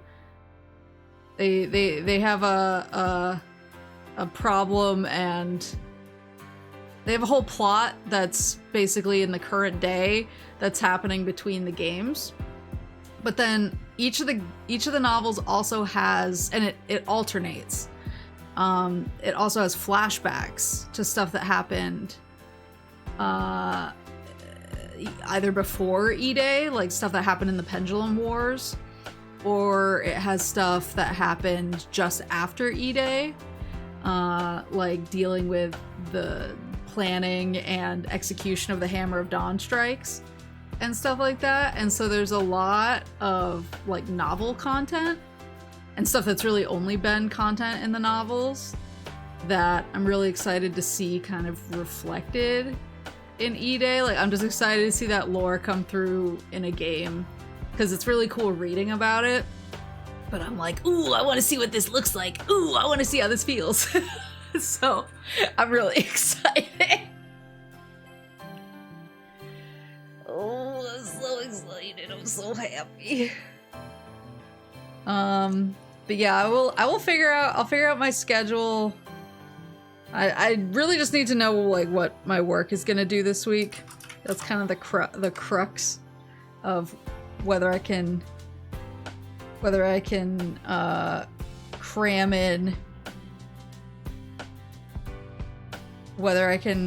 in Gears 3 or not. Cause yeah, I want to give Gears 3 what it deserves. I want to give Gears 3 the tender loving care it deserves. Mi amor.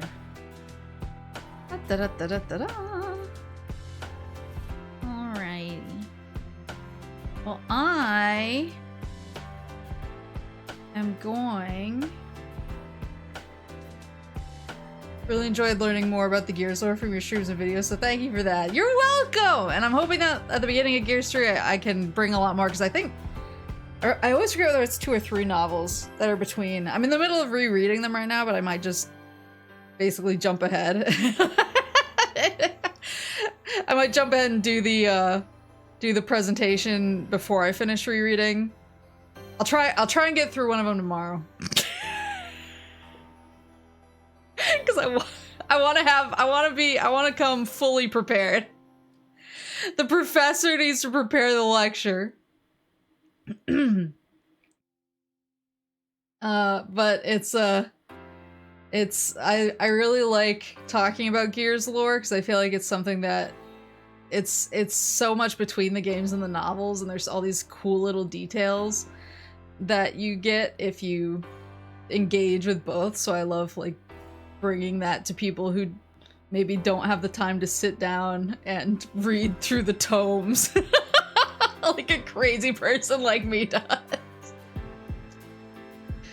But yeah, thank you guys for coming to Snatterday. Snatcher Saturday, our final Snatterday in our Koji Maxing saga. Yeah, I'll figure out my schedule and I'll let you guys know as soon as possible. But I definitely have a collab on Friday. Friday is definitely collab. That's locked in.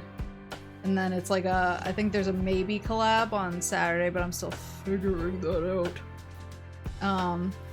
You got a raid target or want to redeem? Go ahead and redeem if you would like.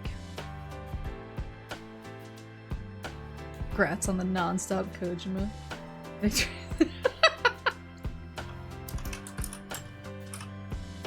Ooh. Ooh. Ooh. Ooh, ooh.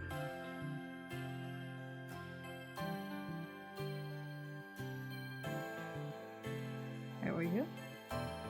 Alright, thank you guys so much for coming. I'll let you know about next week, and I hope you have a good rest of your night, or your morning, or your afternoon, or whatever it is, wherever you are in Otsumu!